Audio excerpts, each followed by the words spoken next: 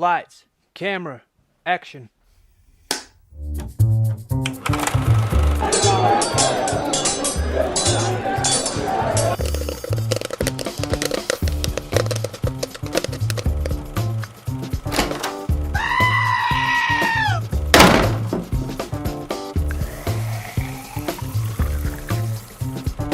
And the winner is...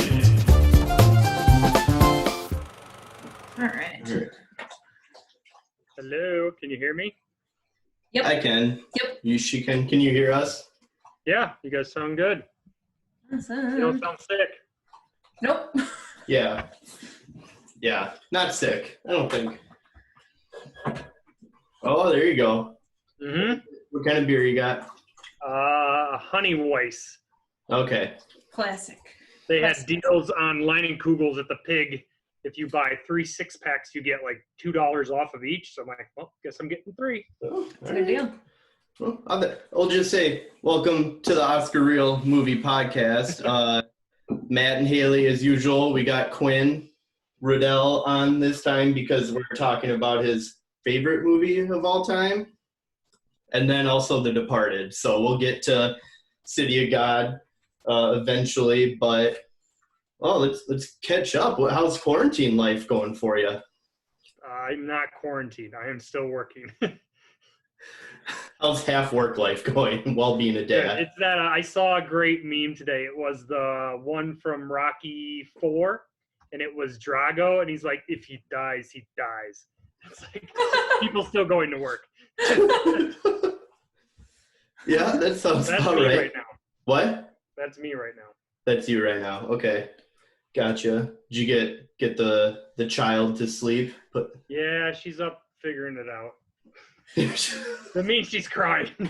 Oh. No. I know it sucks, but trust me, once she sleeps through the first night, you're just like, yeah, you're crying it out. Yep. Yep. So Fair that enough. lasted all of one night, and then April was fully on board for the cry it out method. That's what I make Toby do. I know it's not the same thing, but when Toby's being a pain in the ass, I'm like, deal with it, and then he just falls asleep. I try to do that with Chloe, but she just gets worse.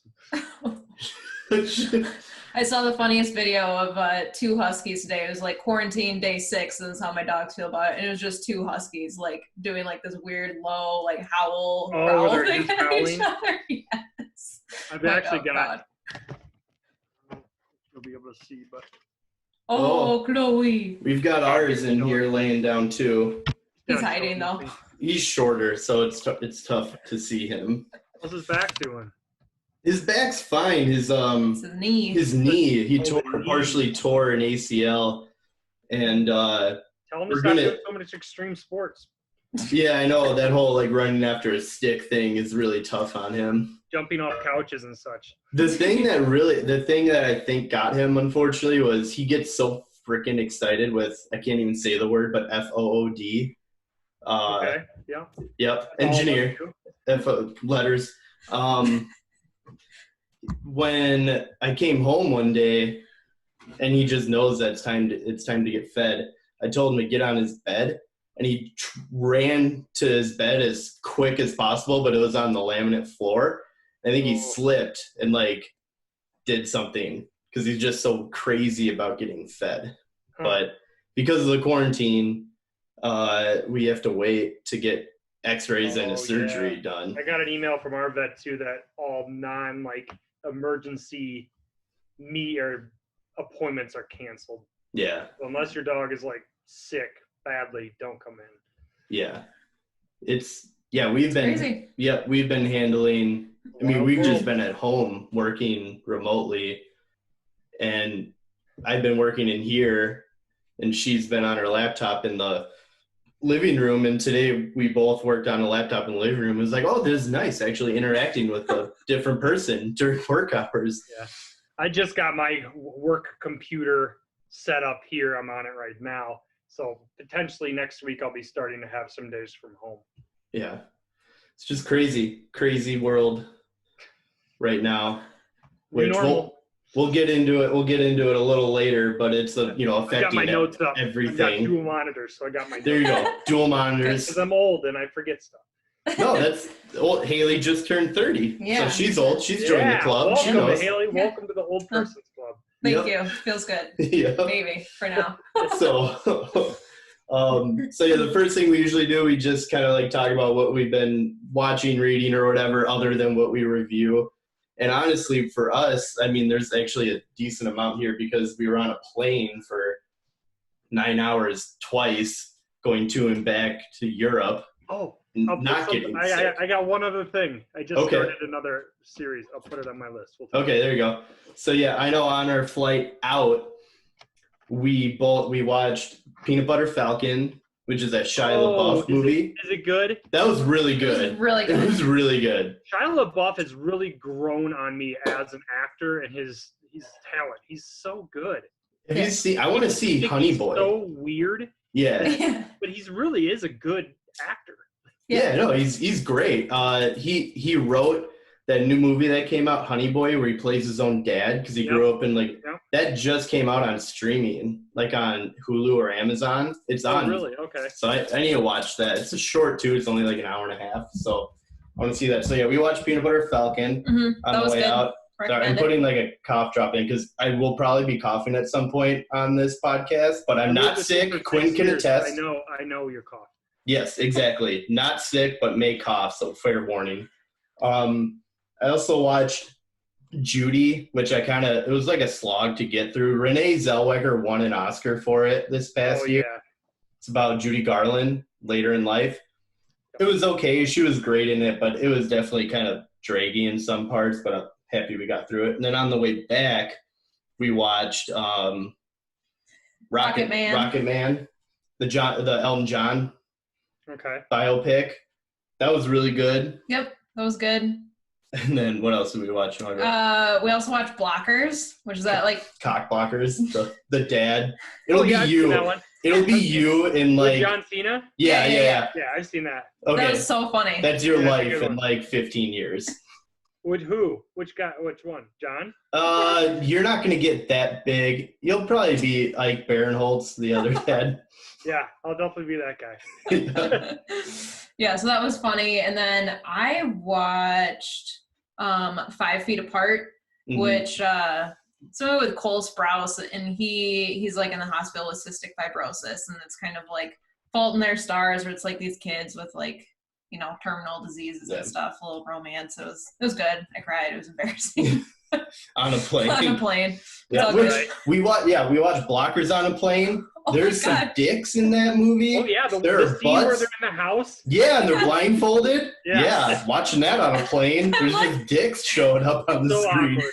Felt like I had to block the screen every time. I'm just like, oh my Yeah, god. but don't they have the screens where if you're too far to the side, you can't see? Maybe that could have been it. I just don't know. It was just all of a sudden there's a dick on the screen. I'm like, oh, someone sitting behind me could probably see this right now. So Hilarious. but then we watched Bombshell as well, the Fox News sexual harassment movie with John Lithgow and Charlize Theron and Nicole Kidman. Kidman, Margot Robbie. It was all right. And then the last thing for me, I don't know, Haylie might have more. I don't know. I finished watching. You might not be as into this, Quinn. The Clone Wars TV show and the Rebels TV show. So Star Wars. My anime begins and stops with Dragon Ball Z and Gundam Warrior. I love those. Those are great. That's all. But maybe a little Sailor Moon back in the day. But There you go, Sailor Moon. My I brother all the loved time. Sailor Moon as a kid. So, but yeah, the Clone Wars, they have a new season where every Friday new episode's coming out. And I wanted to get caught up, so I finished watching that. It was actually really good. It's better than the prequel movies. You kind of get a bunch of the little stories that happened to them during the Clone Wars. So heard it was it's good from that community of people. from that group of people.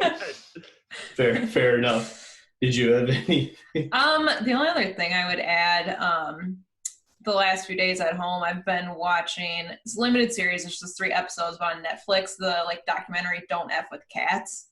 Awesome. Such a So good show. Nuts. So Crazy. nuts. It starts out so small and then it just goes, and then you're like, Insane. why do people have all this time? Yeah. Oh my God. I know.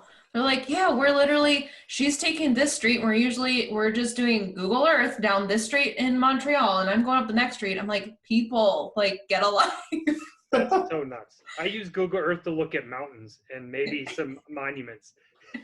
Yeah. Not like, I think this street light is from, well, it's definitely not North America. In the background of that picture and crazy Nuts. people. They're Absolutely nuts. I've been watching Big Mouth actually. Last thing. That's a really good show too. Yeah. Yeah. We've both been having Big Mouth on in the background. Last thing we've been watching Big Mouth. Yeah. Oh, it's so bad. It's so bad. Yep. How about you, Quinn? What have you guys been watching or reading or anything? Well, when we have a chance, this is stretching back probably a couple months because when you have a child, it's all good. Especially one that didn't sleep until like a month ago. April and I watched the movie Zodiac. It's one I'd always wanted to watch. So with, good. Jake Gyllenhaal and Yes. Robert Downey Jr. and it was good. I thought it's a long and you really have to pay attention because all the talking and the storylines and stuff. But I have to say one of my favorite scenes ever in a movie when they go to the house and they go in the basement. Yep. Oh, basement April and I were just sitting still there haunts me. Basement scenes. Yeah. First. Yeah. Cringing the whole time. Oh yeah. First time Haylie saw it was in college, and we watched it together. Right? Yeah. It was dark out, lights off. During that scene, I think I like reached around her and like, grabbed her or something. That scene was amazing, and that's a really good scene. The one in the end where he goes into the hardware store and confronts him is also a phenomenal scene. Yep. I thought it was pretty long though. I feel like they had a lot of fluff in there. But yeah, I haven't seen it in a while. I know it's on Netflix or whatever, but and then so we watched that one, and then I got down a Jake Gyllenhaal hole. That's where I talked about that. I want to rewatch the movie Prisoners because that one. I need to just see it in general. Phenomenal movie with Hugh Jackman, probably the best I've ever seen him in. And then we watched another movie called Enemies with Jake Gyllenhaal. I don't know that one. Never heard of that one? It's by the same director that. Oh man, I have to look up this director. But what's something else they've done? Enemies. It's a very. It's a really hard to define movie because you get done with it and you're like, wait, what? What did I just watch? Yeah. So Jake Gyllenhaal plays two characters. Okay. And they lead like individual lives. And one is a professor of history at a college, and he get recommended a movie by a colleague, and in that movie he sees his doppelganger. It's the same person himself. And then he tries to find this person. He finds him, and this person is like kind of a movie star, but he's done some smaller roles, and he has this pregnant wife, and it's all about their conflict, and it keeps escalating. But there's a bunch of hidden meanings and subplots and all this stuff, and it's really ambiguous. Yeah. You have to try and figure out the meaning, and everybody has their own different meanings and stuff. Yeah, you know who directed it? It was Denis Villeneuve, who did Prisoners. Yes, and then he's also got a couple other really phenomenal. Blade Runner, 2049, Arrival. Yep. And he's doing the new Dune movie that's, maybe will come out this year. Who knows? Yeah, who knows? Enemy of Blade Runner 2049 is on my list to see too. Yeah. But yeah, we watched that one, and I don't know. I feel like I like it more now that I've looked into it. But it's really. Is it streaming somewhere? It's not an easy watch. You have to really think about it. Not a movie to watch when you're tired. No, definitely not. And even April I got done. We're like, was that good? Was it I'm not sure. What the hell happened? Because there's all this imagery with spiders and stuff in it too. Ooh. And it's not a long movie though. It's only maybe an hour and a half, but yeah, it's weird. Interesting. All right. So we watched those two movies. Yeah, I assume was that streaming? Usually. Yeah, they're on Netflix. Yeah. All right, cool. No, Prisoners one I have not seen. I really, really want to. So Yeah, I think we'll it's probably phenomenal. see that soon. Really good. Nice. Those are the only movies we've watched. No, yeah, that's fine. And like I said, that's been over like the last couple months, and we watched both of those in the same night. Yeah. No, fair enough. No, awesome. Well, we'll move on to. So I sent you on the outline. I had like 5 trailers on there, but some of the movies have been delayed, and I don't even know when some of these are going to come out. So we're only going to do 3. The first one we're going to talk about. We'll do Greyhound. Did you watch the Tom Hanks World War II trailer? Yep, I saw it. Nice. What did you think of that one? He actually wrote this. Tom Hanks wrote this? Yeah. Before or after coronavirus? I'm going to go with before. I want to preface trailers. I don't like watching trailers anymore. No? Then I have an expectation for a movie.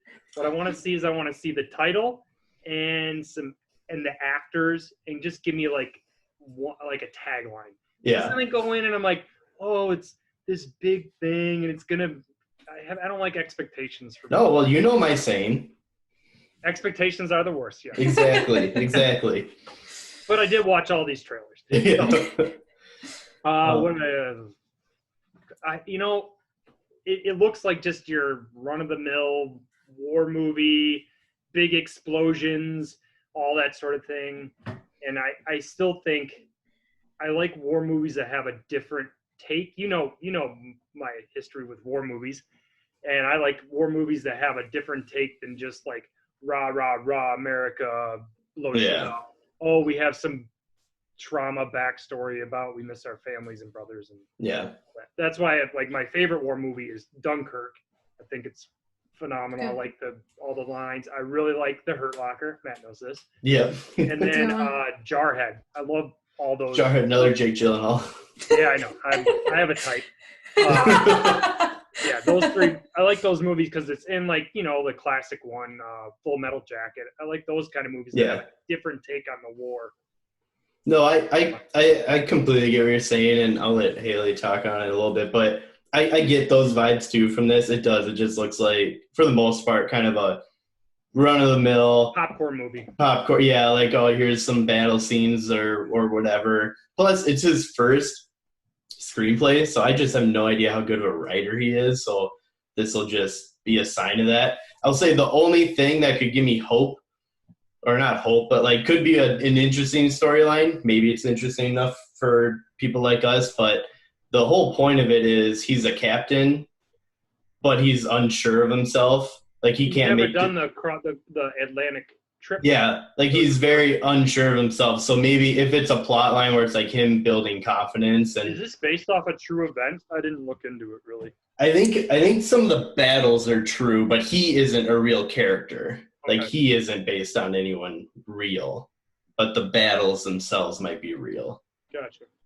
So that's the only. Otherwise, I agree with you. It looks fairly mundane, but if that storyline is done well, then it could be decent. I mean, it's one seat in theaters because I'm sure the CGI and the action will be phenomenal. But other than that, yeah. What did you think, Haylie? Yeah, I mean, pretty similar thoughts. It seemed pretty cookie cutter type story. What was the war movie you guys that just came out that you loved so much? 1917. Yeah. How was that compared to say this? That was really good, but not so much, at least for me. The story had something to do with it, but it was, the one-shot aspect of it made it a little different.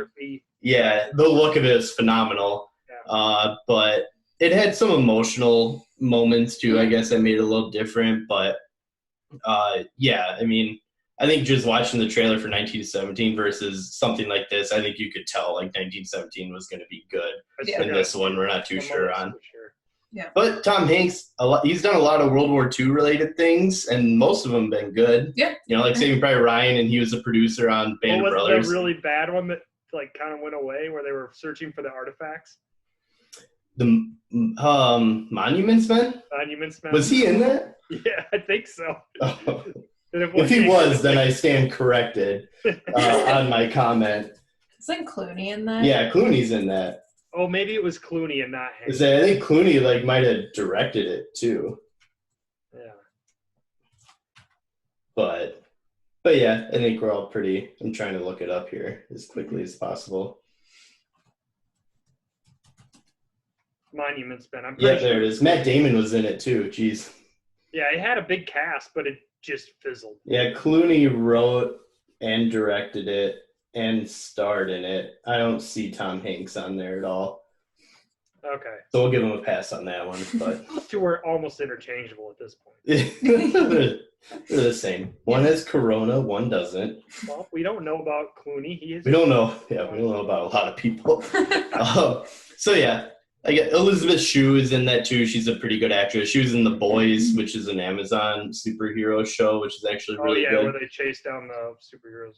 Yeah, it's like superheroes are part of a PR system, so they're not actually good guys. They're just they go where the money goes. Yeah. So yeah, that one we'll see. Not too excited. Is that? It says it's supposed to come out June 12th. I don't know if that's still accurate. All of Probably these, not. I'm just going to say asterisks on all these. Don't know if they're actually coming out on these dates. We have no idea. Everything is up in the air right now. Yes. Yep. Next one, we'll do Artemis Fowl. So this is a movie you're going to, yeah. Did you read the books? Hell yeah. Love the books. I read the first 3. I think they made more after that, but I read the first 3 too. Yeah. I still have them. They're in my basement. There you go. They got the cool covers, like a gold like the book, an one. Arctic one, and then a cube. Yeah, they're really cool. Oh yeah, I was an Artemis Fowl guy. So directed by Kenneth Branagh, who's a really good director. He's a really good actor and director. He did a lot of Shakespeare stuff in the late 80s, early 90s that got him Oscar nominations, but he directed the first Thor movie as well. He was Hercule Poirot in the new Murder on the Orient Express, if you remember that at all. It's a fairly forgettable movie. I shouldn't be using that as an example. No, I mean, when I saw his name. Wasn't Johnny Depp in that one? Yeah. But no, it's weird because when I saw Kenneth Branagh, I'm like, oh, like the last thing I know that he did was, Murder on the Orient Express. So. But yeah, Josh Gad, Colin Farrell, Dame Judi Dench is in this movie. Yeah. No more Bond for her, so she's just trying to find roles. Yeah, get those paychecks. But yeah, I get, okay, well, you read the books like me as a kid. What'd you think of this? Total kids movie. So this is going to be a movie that you're going to have to maybe take your kid to in a couple of years. I'll go in. My only thing is I don't like, if we talk about later for delayed movies, but I don't like remakes that try to make it an exact replica. Like, if it's going to be like, if you're going to go all in on remaking a book to a movie, go all in. Have all of it. All the details. Don't just take one story plot or take it's not I don't remember Jumanji was a book, but what they did with the remakes where they took the story of Jumanji and then they had its own alternate storyline. Like, I hate when remakes try to remake it but do it half-assed. It always turns out bad. It's never good. Yeah. And Artemis Fowl is probably a pretty beloved series of books, like our age kids. I think all of my friends read it, so we'll see. All I know is I'm buying some more Disney stock because they're going all in on all their franchises. So. Yeah, they really are. If you don't have Disney Plus already, I would just get it, or we can share an account. What? I'm holding out until my kid is driving me crazy, and I'm like, here's something. Here's Frozen Jungle 15. Book. Just stop. Frozen 15. Oh, well, yeah. No, I mean, I was gonna say this for news, but Frozen 2 came out 3 months early to Disney Plus. So there you go. But yeah, I don't know. I love the books as a kid too. This movie just looks like Disney throwing a bunch of CG at you and just changing it up, just throwing a bunch of action scenes, and it's gonna be bad. I don't think it's gonna be that good. They haven't done well with the Star Wars franchise. No, they haven't done well with like their own stuff, like their own. You know what I mean? Like they bought Lucasfilms, they bought Marvel. Like those are the Mandalorian. Disney. I mean, that Jon Favreau did, who was part of the MCU and everything. But like their own stuff. Like John Carter is an example people use. Like that was a Disney-owned property that they made a movie on, and it flopped. Like this, I just don't see this. Yeah, I just don't see this doing that well. It looks like it's going to be a mess. Like if I was a dad and had to take a kid to see this movie, this is not one I'd be excited for. As opposed to the next trailer that we'll talk about in a moment. But Haylie, any thoughts on Artemis Fowl? You know, I never read the books. I didn't really know anything about it, so this had no appeal to me at all. I would say if I didn't read the books and love them so much, then I probably would have been like, man. Yeah. Yep. But yeah, because I have like no connection to this at all, I kind of watched it and just went, yeah, okay, next. That's a thing. We'll move on. That's a thing. All right, cool. Yeah.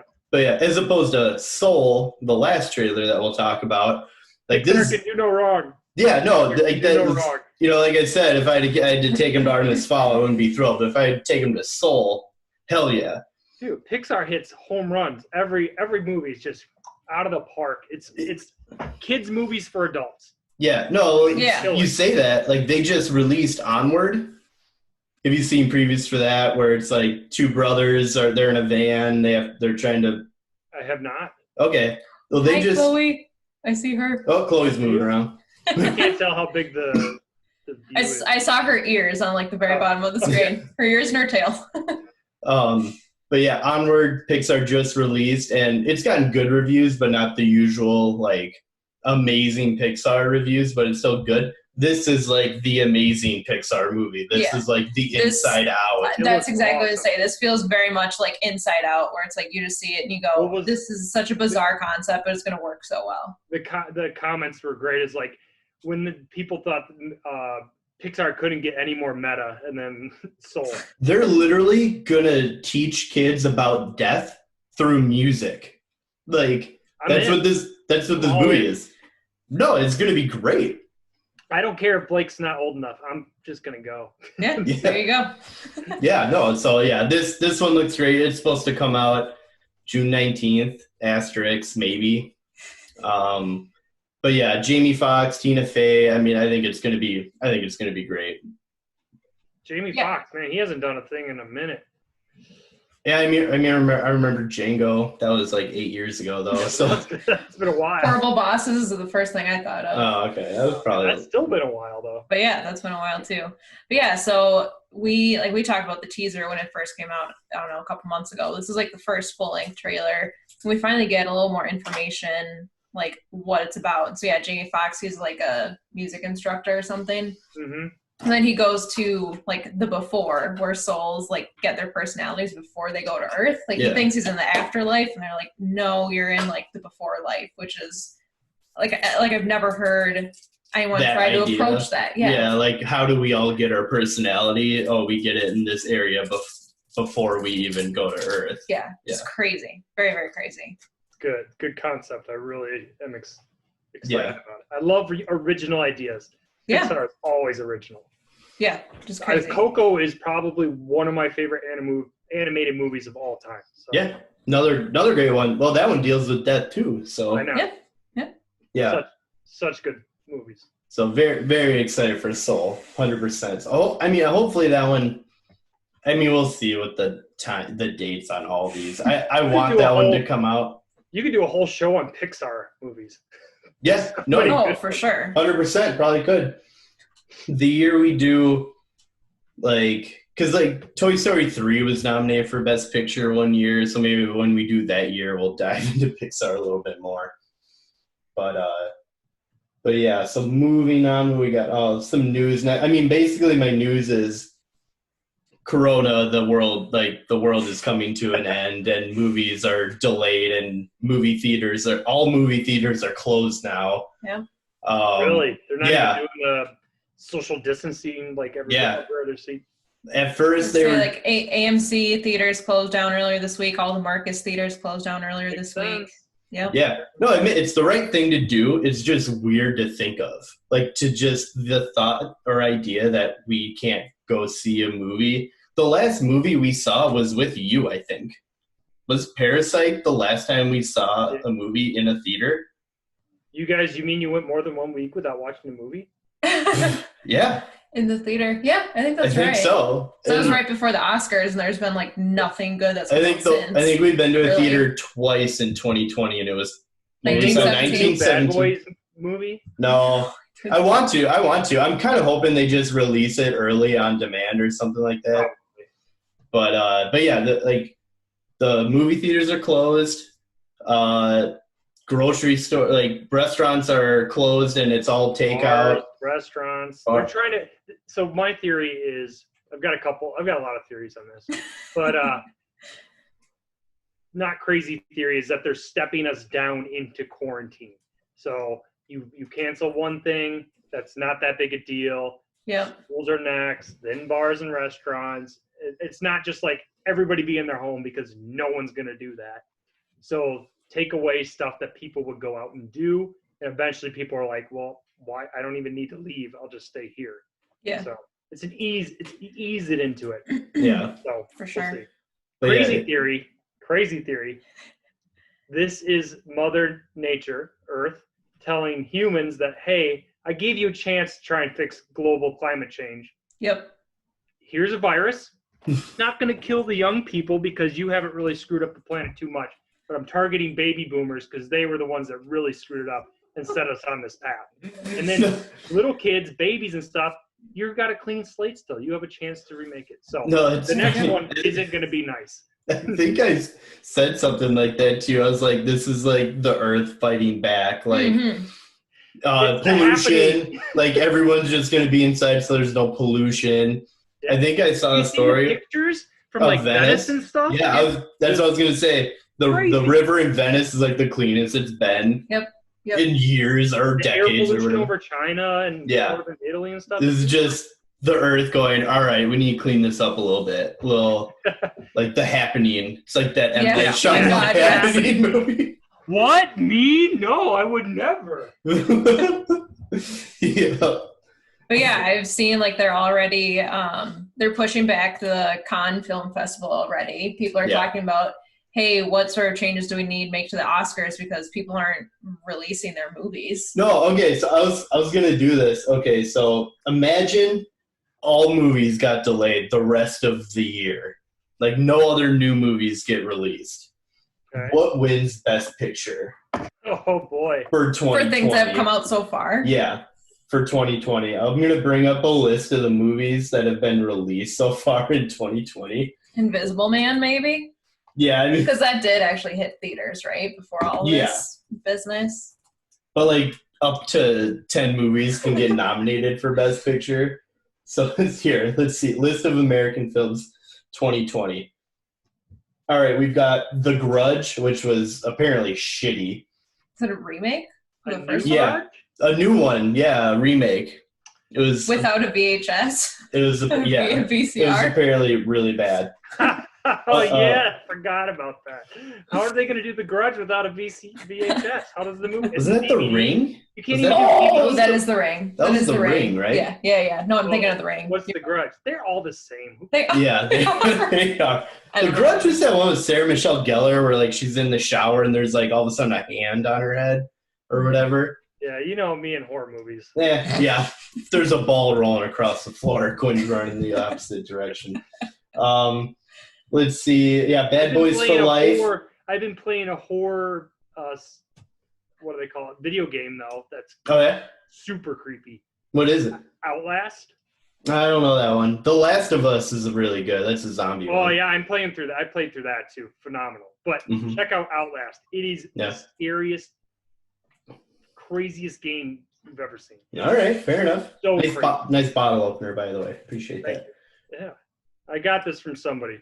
Yeah, someone. I have the picture down here too. Yeah, I should have had it back here on the wall. Yes, that would be good. The Tom Hardy, Russell Crowe. Yeah, maybe next time if we do this again, I'll have it in the back. Yeah. Say Bad Boys for Life. Maybe that gets a Best Picture nomination. That movie got good reviews. Yeah. The Gentleman. Which one? The Gentleman, Guy Ritchie with Charlie Hunnam. Oh yeah. The gangster, London gangster movie. Is The Fanatic in there? What? The Fanatic. Oh yeah, did that come out this year? Was What that a last year? horrendous freaking movie. Can John you imagine Travolta, Fred right? Durst gets an Oscar nom? What? Fred Durst? would get Right, an as a Oscar. writer or whatever. Oh, he's the director. Oh, did he direct it too? Yes. Oh, God. The opening line of that is like John Travolta saying, I need to take a poop. It's the opening line of that movie. It is hot garbage. This says it technically came out in 2019, but Good Lord. oh, man. But anyways, yeah, I'm just looking at this, like Sonic the Hedgehog. Maybe that gets the Best Picture nomination. First video game movie to get a Best Picture nomination. Oh, I think I put that somewhere where we talked about, did we do video game movies in here somewhere? Oh, no, I talked about it later in the 2006 movies. No, yep. Yeah, I mean, I think The Invisible Man is probably, The Way Back, the Ben Affleck drunk coach movie. Yeah. Apparently he's getting, that one would definitely get he wins Best Actor. He's got to win Best Actor. Yeah. There you go. Elizabeth Moss wins Best Actress Sure. for The Invisible Man. Yep. Did you watch that? Have you seen that? No, but they are releasing that early for like video on demand, so I'll definitely want to like rent or buy it or whatever. But yeah, just crazy to think what would the Academy do if just no more movies came out this year and they just have this to pick from? This is the worst time of the year to. Weird thought. Yeah, Sure. kind of, yeah, just something funny. But yeah, I mean, when I first put this outline together, the only movies I had written down for movie delays were Mulan, F9, which is the new Fast. That's what they call the new Fast. I'll give you my taglines for each of these. Okay. All right, Mulan. Stop doing live action remakes. The originals are too good. This one looks so good though. Mulan is so good in its own right. Don't touch it. That's fair. F9. Seriously, stop milking the cow. Yeah. They need to No stop Time after to the Die. seventh one. Give me Idris Elba. If he's not Corona. He's got Corona. he'll be fine. Black don't crack. Yeah. Did you see that Variety, like, they tweeted out Idris Elba has coronavirus, but they said Cats star Idris Elba test Why do they positive. do him like that? I'm like, why are you saying Cat? You can literally say any other movie that he did. He's got so many good stuff. You could... You could even have said The Dark Tower, and I would have felt less bad. Oh, man. Yeah. But now this list just turned into everything. Black Widow got delayed, which is the big, like, I know you're not as into the MCU, but it was... I said, woo, Marvel, but ScarJo is nice. And David Harbour? Yeah. Hellboy and Hopper from Stranger Things. Yeah, well, he should just stay in Stranger Things because his Hellboy was not good. And I'm guessing this is going to be interesting also. I think Black Widow looks really good. And I know you're not into the superhero thing, but I like the villain in it. The villain is Taskmaster, and his power, quote unquote power, is he can copy any move that he sees. So in the trailer, which I guess you did see the trailer because it was on the original list, he's doing Black Panther moves, he's doing Captain America moves because he can replicate. Setting up for that next series of movies. Yeah, but everything's F9? delayed now. So, what? What did I say about F9? Milk in there? Milk in the cow. No, they should have stopped after the seventh one with Paul Walker's last one. They had a nice send off. That was a perfect way to end the series. They needed to You just can't stop get any there. crazier than jumping cars from the Burj Khalifa. Are you kidding me? Yeah. No, I Remember when that movie used to just be some street guys fixing up cars, and it was kind of the drag race? It was legit just street racing, and now it's like international espionage. Best thing ever. they're like superheroes now. They can't die; they just do whatever. Like the trailer for that last one, they drive off a cliff, and like part of the bridge gets in the wheel and swings them across or whatever. Like it's just crazy. But yeah, I had this stat here to go in with like how crazy it is out there at the box office. So this was, I think, from a week ago, but Bloodshot, which is a new Vin Diesel movie,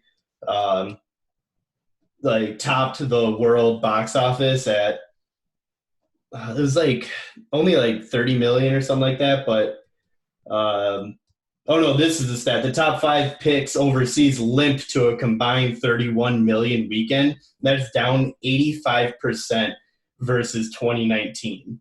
Well, usually people Or bank on 85%. international sales, and there are no international sales right No, it's just everything's down. It's just nuts, and now all the theaters are closed. So yeah, just news was coronavirus is delaying everything, and hopefully at this point people are actually taking it seriously. I did start out on the it's just the flu side of things, but now it's gotten to a point you got to take it seriously. Have you read into, so say you have a severe case and you have to be hospitalized. Have you read into what the procedure is to help you overcome this? No, I saw a video of someone Pretty scary that I shared in the group chat. But so this is a respiratory illness and it affects your lungs. They have to stick a tube down your throat that's going to help you breathe, and you basically lay face down on a bed until your body can recover. It's crazy. That's it. They can't. There's no antibiotics. There's no drugs. They can give you. Yeah, they don't have a pain vaccine relief. or anything. So yeah, it is not. It's definitely no joke. That's for the severe cases, though. Oh yeah, which is 5%. But anybody over the age of 70 is probably something like that. Or if you're a smoker, overweight, you have diabetes, heart issues, heart issues. Yeah, it's bad. It's not good. Yeah, so hopefully people are actually taking it. I know it's all crazy out there, but definitely to the point where you got to take this seriously. Yeah. Some non-coronavirus. The memes are legendary. Yes. Yeah. This is going to be an interesting time, telling kids and stuff down the road, what happened during this time. It's nuts. We're in day 3 of 2 or 3 months of this right now. We compared this, this is going to be one of those life events like 9/11 was, Yeah. Yeah, well, it's crazy. 9/11 was something that happened in an instant or a day. This is going to be a 3-month period. Mm-hmm. It's just crazy. But yeah, it's going to be one of those things that you tell your kids or people down the road. So Haylie might appreciate this. Some non-corona related news. Do you know what Quibi is? Have you heard of that? I have not. It's a new streaming service, but all their stuff is 10 minutes or less, episodes of shows and everything.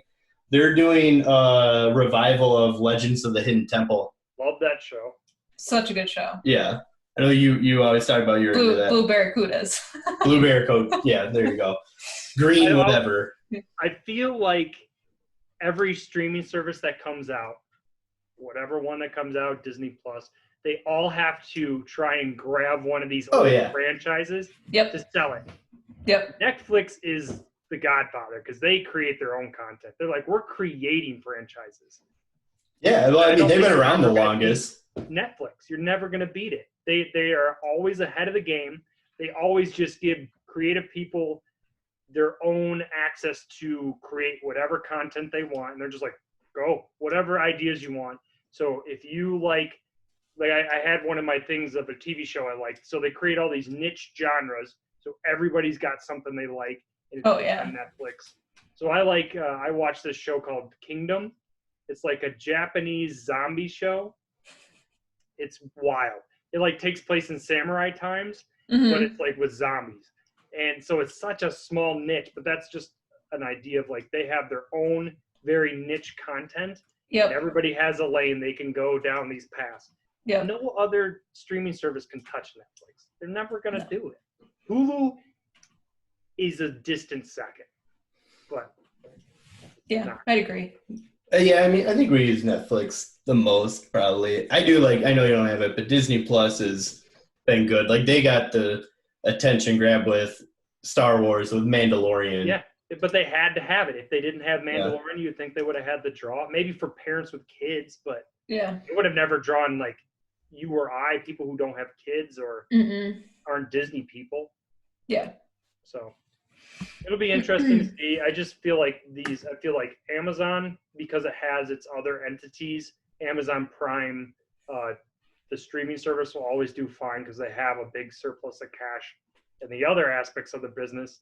And Hulu's up there with Netflix creating new content, but all these other streaming services, I just think they're going to try to grab one straw and run with it, and it's just going to fall off. Yeah, for sure. Yeah. I don't see them lasting. Disney will, just because it's a Disney will. Disney. monster. I think Disney and Netflix are probably going to be the big two for a while. I know like Hulu and everything is big. It's trying. The thing that Hulu has going for it is they play back so television shows that are on network. See, they're big on TV. Current stuff, yeah. That's big, one thing they have yeah. going for it, and why like my April likes watching it because she can catch up on some of the shows. Yeah. No, Hulu's big on TV for sure. Quibi, I'm not gonna get it. Like, and another one, like the HBO one that's gonna be coming out, I'm not gonna get that. Yeah. And then the Peacock, which is the NBC one, like I'm not gonna get that either. There too many people are trying to do too many jump of on board networks. Yeah, like I say we're always gonna be better. We're gonna hang on. We're gonna keep it conservative, and we're just gonna keep making crap. I know. I feel like we've very quickly gone from like, oh, everyone pays hundreds of dollars a month for cable, and everyone's like, yeah, I'm going to cut the cord. But then everyone's like, oh, well, now I purchased 10 different streaming platforms, and I'm back to spending $200 a month again for TV. It's like, that's why you got to pick your lane. That's why I think Netflix is the best, because they have something for everybody. Yeah, no, for sure. Then last thing in news, so I post all of our episodes on YouTube. Yep. Just as an extra place. It was funny. It's actually, the comment isn't there anymore. I went to check and they must have deleted it, but I have an email that has it here. But one of the last episodes I posted, we reviewed The Two Popes, which is a Netflix movie. Yep. Really good. A lot more entertaining than I thought it would be for a movie titled The Two Popes. Which, and honestly, when we were on vacation, we were in the Vatican, like that was really cool to like see some of the stuff, like some of the places and stuff they've been. Yeah. It was neat. But anyway, someone posted a comment on that video, and Haylie can see it right now. Oh my God. It's like a mile long, and it's like someone who's doing like a religious, like God permits this as the greatest test of the human race to determine who is for him and who is against him, like stuff like that. I'm just like, oh my God, how did the username was Mother of Salvation? And I'm just like, holy shit, like, what is this? But yeah, it's like, because it was called The Two Popes, I'm sure that's why she decided to, like, hop on here and post it. I'll send you, if you want, I can send this to you. It's quite entertaining. Oh, I'm all in about weird people and their... Do not, go back down. Do not turn your backs on the truth, because if you do... Email you got from her? It's a comment on the YouTube video, but, like, I get an email notification. It's like the comments deleted, but we have the comment and I got it. Yeah, Haylie, keep reading what you were saying. Yeah, do not turn your backs on the truth, because if you do, you will embrace the false doctrine and mistakenly believe what it will unlock the gates to your inheritance. There you go. So, just some craziness. I'll also have that back up here too. Yeah, next to the Tom Hardy. The truth will live forever as the word of God. It can never change. Your beloved Mother of Salvation. Yeah. Thank you, Mother of Salvation. Yes, thank you, Mother of Salvation, for too much time on their hands for that comment. So, anyways, yeah, there you go. That's the news. Everyone, take the Corona thing seriously. It's going to be interesting and suck to an extent for the next couple months, but we just got to get past it. So, this is introverts' time to shine. Yeah, it's true. It's funny. This is my moment. April's like, because she works from home and she doesn't really leave the house much. She's like, I don't see what the big deal is. I haven't changed my lifestyle at all. Yeah, right? No, she hasn't. Other than just having you around more often. Yeah, I'm just around more often, which has been nice because I get to hang out with my kid more often and work on some projects. Yep. I know yesterday I was just like messaging people. I'm like, can we FaceTime, please? Like, I'm tired of looking at Matt and Toby. Like, I need to just like see someone else's face just for a little bit. Totally all the takes on like relationships and married couples has just been great. Yeah. One of the best things I saw was like if you and your spouse are both working from home, come up with a fake coworker to blame all your problems on. That one's great. Like, yeah, that's a good one. Yeah. Good. All right, just now all the new things will be marry someone who you can spend quarantine time with. Yeah, no, for sure. All right, Quinn, here we go. Moving on, we'll start talking about your favorite movie of all time, City of God. So I was happy to introduce you to this movie back in college. Way back in the day. I remember when I first saw it, I was just blown away by it. It was one of those movies where I just started watching it, and it was almost one of those things where I didn't want it to end. Like, the story is that good, and there's so many intertwining stories through it. I didn't want it to end, even though the subject matter is a little bleak. But you saw it in college and fell in love with it. I finally got Haylie to see it. I just picked this as the movie to review so that I could get Haylie to see this movie. So Yeah. I did kind of the same thing with April too. I was like, you're watching this movie. You need to see it. It's my favorite movie of all time. yeah. Put your goddamn phone away. You're sitting here with me and we're watching this whole thing. Yeah. Matt did the same thing. He like put my phone down and put his on top of it and was like, we're leaving our phones here for the movie. I'm like, okay. Yeah. So directed by Fernando Mercedes, who he directed the Two Popes, which we brought up, but he also directed The Constant Gardener, which I don't know if either of you have seen. I've not seen that one. It's another one of my favorites. It came out in the mid 2000s. It's really good. It's based on a book by the same title. For the most part, based on a true story. I think some of the characters are like, what's the term when it's like multiple people meshed into one? Like a compilation. Yeah, compilation. They're like Rocket, the lead in this is like two characters really meshed into one. Couple more things about it. This was Brazil's official submission to the 75th Academy Awards for like Best Foreign Film, but it wasn't like they didn't get nominated. It didn't get accepted. It didn't get any nominations the first time actually, and then Miramax took up the distribution rights for it, and the next year distributed it in the States. So then they got another chance to get nominated for Academy Awards, and it got 4. The two big ones being Best Director and Best Adapted Screenplay. So yeah, basically, I mean, Quinn, did you want to talk about like what this movie's about, since it's one of your all-time favorites? Yeah, I mean, I got a lot to say on this movie.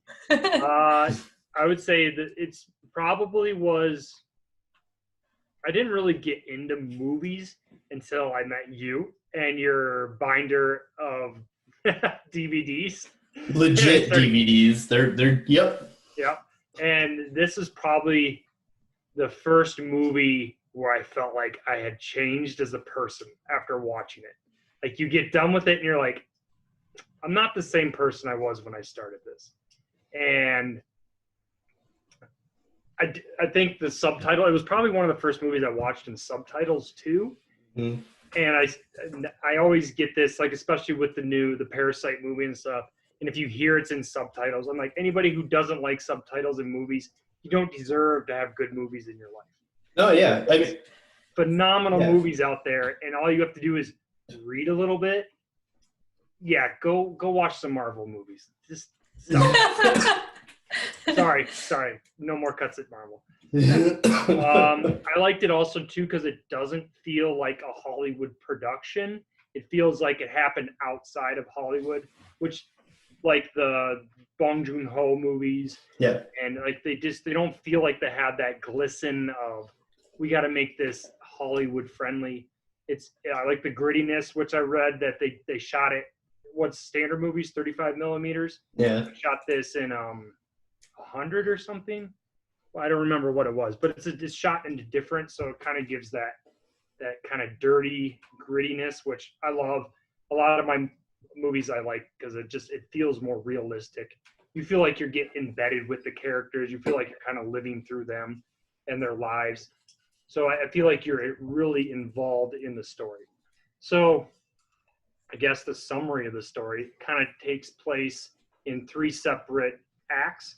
And the first act it takes place through the eyes of this boy named Rocket, who lives in the slums of Rio de Janeiro. And it kind of takes place over the course of his, I would say, teenage life, like from when he was a boy up until he was like a teenager and kind of got out.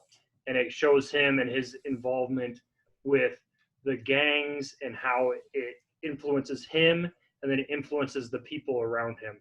And he kind of is juxtaposed with this other boy. I forgot his name. His friend, or which one? No, not Lil Z? The kid that ends up the gangster. God dang, what was his name? Lil Z? Lil Z. Little Z. Yeah, he's Yeah. little dice, like, because Little you're right. Dice It is what takes he place starts in out with it, like 3 sections, which I love. It's like a Pulp Fiction vibe. very much that thought. When they're kids, he's like Lil Dice, and then when he That's becomes right. an I was adult, getting the 2 names mixed. I'm like, he was called something, and then he got changed. and then when he's an adult, he's Lil Z. Yep. But yeah, it kind of shows their different paths and how they diverge based on their experiences. And I mean, I just love the progression from boyhood with everything that's involved with that, and his brother and their gang of the Tender Trio and their involvement. But one nice thing I like too is each act is set up. It's shot differently. So in the beginning, when they're in the new slums of Rio de Janeiro, the picture's like in a golden hue. And if you notice, as it progresses through the story, it gets darker, grayer, and by the end, it's very bleak. So I like the progression of that. It's a very much a cyclical story. So no matter what you do in your life, no matter how good you are as a person, that sort of environment kind of sucks you into it, kind of like a whirlpool. You can't, no matter what you are, kind of sucks you in, and it transforms you. Even so the one boy who's really good at heart, he still sells drugs, he still tries to be good, but he kind of keeps the peace. Man, I'm forgetting all their names. I should have written them down. Curly hair, blonde. Oh, Benny. Yes, Benny. Which I like Benny's character a lot. Yeah. Phenomenal character, and he kind of keeps the peace, but as soon as he dies, it kind of sets off this Goes off. Yeah, it goes in off. the second act of the movie. And then I like how it starts out with those 2 characters of Rocket and Little Zay, and then after that, it just explodes, and it shows you all these different ripples throughout the entire city. So the ripple with Knockout Ned, and how he progresses from being a good person, and then they kill his family, and then he goes into the war, and then when he shoots that security guard, and then the ripple effect of how he ends up getting killed at the end. Yeah. But I love how they intertwine all these different things and showing the ripple effect across the entire story. Yeah. No, that's one of my favorite parts of this movie is you get all these little stories within the bigger picture. Like when Rocket goes to get weed for him and Angelica, his crush. Yep. He always goes to Blackie, like the same dealer. Yes. And when he's there, they do the story of the apartment, so they go back and scene of the progression of the apartment from each drug dealer. So on. Yeah, like how it got into his hands. Like it starts out with this woman who then she does sexual favors for people for money, and one of those is like this big boss who takes over the apartment from her, and then that guy hires Carrot, who like that's the first time you hear about Carrot, but then he becomes a bigger character down the road. Yep. And then Carrot like hands over the keys to the apartment to Blackie, who currently has it, but then Lil Z comes in and takes it over. So yeah, I love how great scene. Yeah, like I love how you get a lot of that, like the story of this thing, and they'll do it really quick. And I like how they'll introduce a character, kind of like with Carrot, but also with what was his name? It was when they were kids. It was the cop who ends up killing his wife because she was sleeping with Goose. Yeah. Anyway, I can't remember his name, but Penguin, or no, not Penguin. It's something. Anyways, they introduce him, but then it's like, oh, we'll get to his story later. So like, who it is. And then, I like stuff like that. So it feels like a story embedded within a story. So it feels like Rocket's story and Little Zay's story embedded in this story of the entire city. So as soon as you get done with their story, you see that the story repeats. Yeah, it's good. So, Haylie, this is your first time seeing it. What did you think of City of God? I hated it. No, I'm just kidding, Quinn. I'm just kidding. Oh. I was hoping you'd have a stronger reaction than that. No, I did. I really liked it. It was good. Yeah. I like it's I feel like it took me a little while to like digest the movie just because like there is a lot going on and there's a lot of like very much violence. I mean, they've got like 5-year-old kids with guns and stuff. And just kind of like it took me a little while to process it, but there's definitely some rough scenes. Yes, exactly. But you're right. It's interesting how they portray like all these people's stories in this little. I mean, it's a slum, but they're calling it like the city of God, and so it's like everyone has this weird like kind of reverence for where they are, even though like their circumstances aren't great. So yeah, it was interesting to see all of their stories kind of come together and stuff. So, did you have any favorite parts of the movie? Like, what were some standout parts for you, Haylie? I'll think. Okay, about that. Quinn, what were you? I have some here, but we're like. And so you took much better notes than I did during the movie, so I got my brain. I got notes. I got pages. I'm trying to like cipher it down into some. Well, I'll tell you, like one of the first like really cool moments, the motel robbery, like when they're kids, because I really like the Tender Trio story. Like it's just like such a basic idea of like what a hoodlum or a hood was for them, like that really. It's just interesting the progression of hoods throughout the movie. Yep. Like early on, it's the Tender Trio who are like the biggest, baddest guys around, but they're like a Robin Hood-esque. Yeah, like they're still in the end, saving the day, and by the end, it's like Lil Z who's like killing people for territory and stuff. But the motel robbery was interesting because like, you know, that's the first time they did a big robbery. And then they don't show how it happens, but they show a bunch of dead bodies. Yes. And it's kind of like, what happened? We didn't see anyone die. And it takes them a while to get to it, but you see what happens. And that's like, at the time, his name was Lil Dice. And that's like his first thirst of like killing people is triggered. And it shows that he's the one that killed everyone. So that was like the first, I think, big moment like of the movie where you start to see some like real shit go down. I love how this movie, usually when you do flashbacks within a movie, it's really hard to make it run seamlessly. And this is like flashbacks within the movie and callbacks and stuff throughout the entire run of the movie. And you never feel like you're lost. You always feel like everything runs in a sequence and it all makes sense. I think the director did a phenomenal job with keeping everything concise and clear, and like everything had a purpose to it. Yeah. Right. Yeah. Like he found a good way to go back and explain a few things. Yeah. Like they follow Little Dice for a little bit after that, and you're like, oh, okay, we've already seen this before, but now we have a different perspective on it. So yeah, I like that part. One thing, I think one of the like more emotional scenes for me, one of the hardest ones, was when like Benny's having his like little like going away party thing. He's like, hey, look guys, I'm done with this. Like me and my girl, we're going to move to a farm. And, you know, he ends up getting shot there. And it's just, that was really hard. That was probably more devastating than I think some of the other. Yeah. Like Benny was like, to me, like one of the best characters, if not the best character. Like, you know, he has an actual character development, which is maybe not an act, like other characters have it too, but his is interesting where he goes from a hood and then he finds a girl and he has that weird relationship with Tiago, which I have Tiago written down as one of the weirdest characters. Yeah, he's a weird character. That like he's an auxiliary, crazy, weird character. Well, like in this world of like all these characters, all of a sudden you have this pale, freckled, redheaded, skinny kid. Look like he belongs in Brazil. No, like that's exactly. Like all of a sudden you have this weird skinny kid and he's dating Angelica early on, becomes a coke addict, and then that's when he meets Benny, who then Benny like randomly takes a liking to him and wants to dress like him and becomes like a hippie or whatever. Yeah. That one's probably a bit of a reach. It was just weird, but whatever.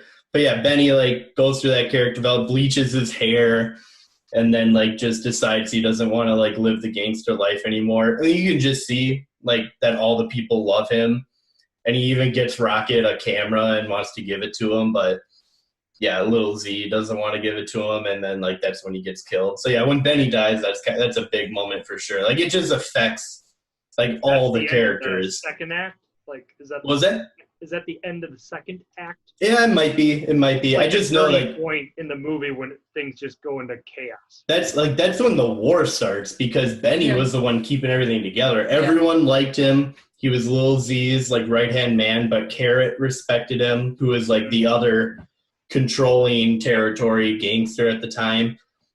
And Rocket, like everyone liked Benny, so when he died, all of a sudden it turns into like no one is the middle person for anything anymore. It's just all out war. Yeah. So it's a big turning point in the movie for sure. And then that's when Knockout Ned kind of gets involved, and he becomes like a local hero because they rape or kill his girlfriend or wife or sister, and then like he fights back, so he becomes a local hero. But then he just turns into another gangster because it's hard to like balance that out. You kind of just have to be one or the other. Yeah. So yeah, it's crazy. And then Rocket's like a photographer the whole time, He's kind of on the outside, trying to get by. And then it's kind of crazy. He just kind of not lucks into, but he just like he's in the right time in the right place and gets a couple pictures that make it big. And I didn't catch this until recently, but I forgot that at the end of the movie he's got two pictures he can go with. It's either the picture of the police, Lil Z dead, or a picture of the cops being dirty. Yeah. And he has a choice to make on which one to go with. One would Little Z. Yeah, like the cops one would make you famous, but probably it would get you killed because you're showing corruption. And the other one would make you like a big time local hero. It wouldn't make you as popular, but you'd be alive. So he goes with that one. Yeah. So yeah, that was an interesting choice. Yep. So it was great. Did anyone have anything negative to say about the movie? I think I did. Yeah, I had the thing about the one character. The one we said already, Tiago. Okay, yeah, that one was a bit of a reach to try and. I think it was a way to try and show Benny's arc of. But it feels like he went from doing drugs to like, oh, I'm gonna be a playboy now. It was like it was quick. It was a very quick switch. Yeah. No, I totally get again, that. I don't know how you showed. I mean, he's a good person the whole time. It's just I don't know how you show it. Yeah. Oh, such a small nitpick. I really liked how the movie started with the chicken, and they're having the feast, and they chase the chicken, and then there's that big confrontation in the alley, and then it cuts, and you're like, wait a second. And then the whole movie, I'm like, okay, they're going to get back to that point to win. And then as soon as they get back to that point, that's when it gets wide.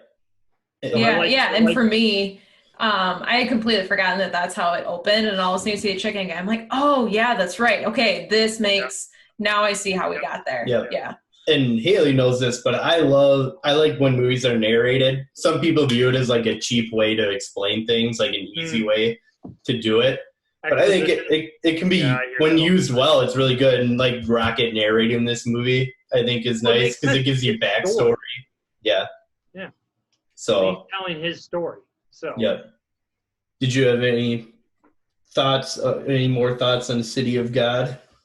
I mean, it's some really tough like subject matter. Like some of it's like very gruesome. It's a good story, but there are moments where it's like, I mean, they've got like 5-year-old kids and they're just like holding the gun at both. The hardest part is when he told them to pick the kid to kill. Yep. And you just go, man, what the fuck? That was rough. Yeah. So I mean that can be a little like I said, it took me a while to digest after finishing it. Just like I got a final thought here. I said I don't think the movie's supposed to like sway your opinion either way. I don't think you're supposed to get done and have this great revelation. I think it's just a look into a life that's very different from how most people look. And was the director from Brazil, Felipe? I'm guessing he's... It's Fernando. I mean, that's a Latin name too. So I'm guessing, I don't know, but I just know it's a very different world from and you show that it's not people's fault that are living in it. And even the best of people can get caught up in the cycle and pulled down into it. Mm-hmm. He's from Brazil. He's from Sao Paulo City, Brazil. Okay, so similar. I said when I got done with the movie, especially the first time, I didn't really have any thoughts on it, and I had a lot of thoughts. Yeah. I knew it would take. It's like one of those movies you get done with and you're a little overwhelmed, and then you think about it. You think about it for days, and I mean, it's definitely the movie I've seen the most. I've probably seen it at least a dozen times, which is a lot for me. Usually I watch a movie once and I'm like, I'm good. I don't need to see it again. But, Yeah. Fair enough. I've got a couple, before we get into our scores, I've got a couple criticisms from like critics or other people. We'll just see if we agree here. Okay, let's hear it. Peter Rayner in New York Magazine stated that while the film was powerful, it was also rather numbing.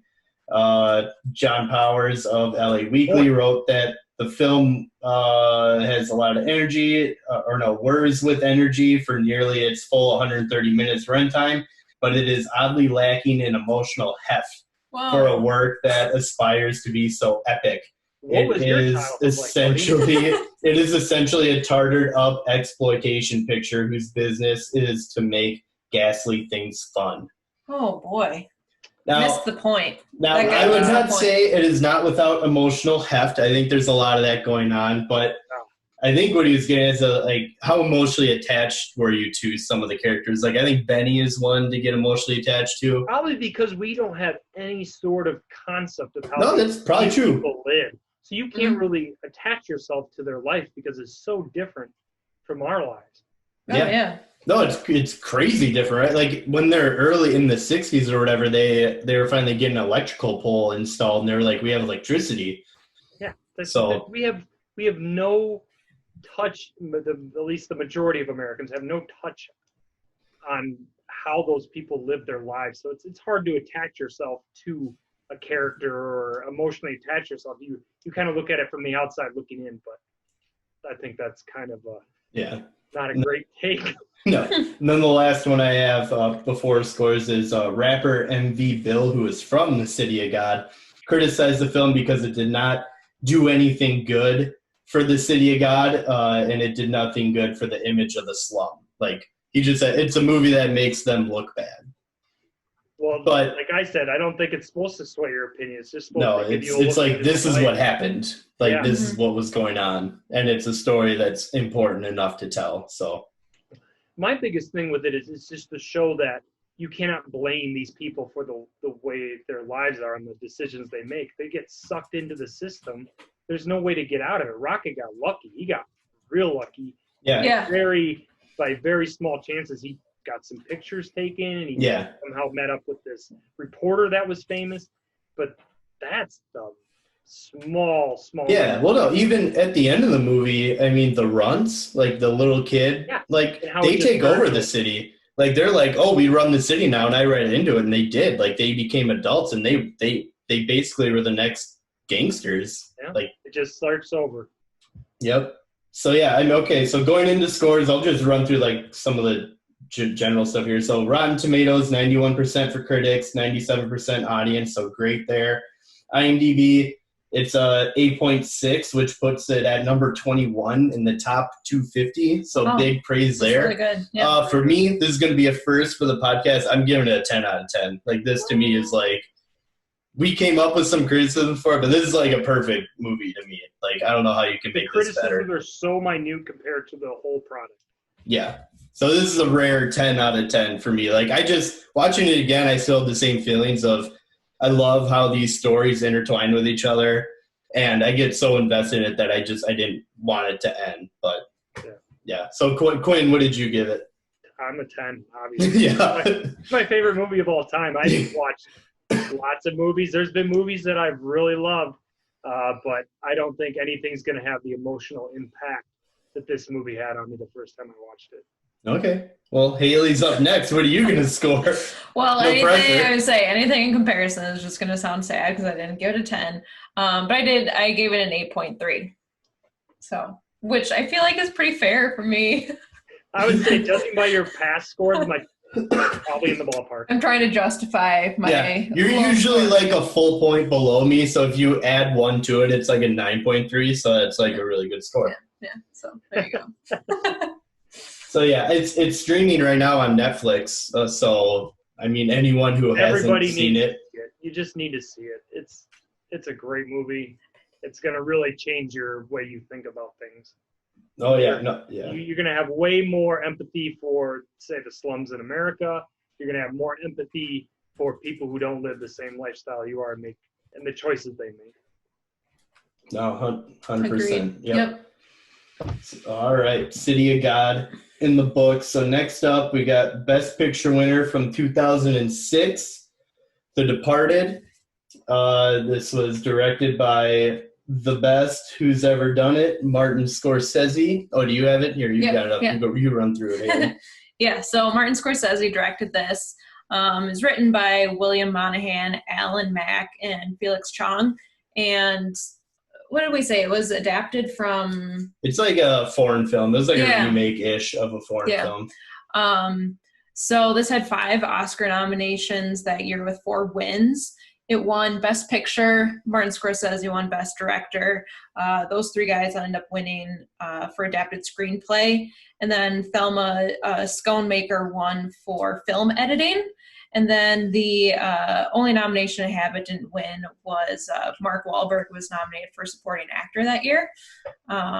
This had a huge cast. Honestly, I was a little surprised that he was the only one who was nominated. Yeah, and also, side note, 5 nominations, not a lot for a movie to go on to win Best Picture. No. Usually movies get like 10 Oscar nominations or something like that. To get only 5 and to pull out like Best Picture. Especially Mark Wahlberg with the supporting actor, like not Matt Damon. There's no Leo. There's no Jack. Yeah. Yeah, it was weird. I know Jack got like a Golden Globe nomination for it, and I was surprised he didn't get an Oscar nomination for it. So, yeah, big cast. I mean, what else you got here? Yeah, so Leonardo DiCaprio stars as Billy Costigan. Matt Damon is in this as Colin Sullivan. And I was saying, we've seen Matt Damon in a few things recently, but I really love it when he does his like full-on Boston accent. So goes back to his roots. Yeah, for sure. So we got Leo, Matt Damon, Jack Nicholson, as we mentioned, he's in this. He plays Frank Costello. Mark Wahlberg and Martin Sheen are part of the Boston police force. So they are part of this as well. Yeah. So quick, I guess, synopsis or summary of it. So the quick one here is an undercover cop and a mole and the police attempt to identify each other while infiltrating the Irish gang in South Boston. I mean, it's pretty simple concept. When you hear it like that, it seems very straightforward. Right? Yeah, pretty simple concept, right? Matt Damon is a mole for Frank Costello.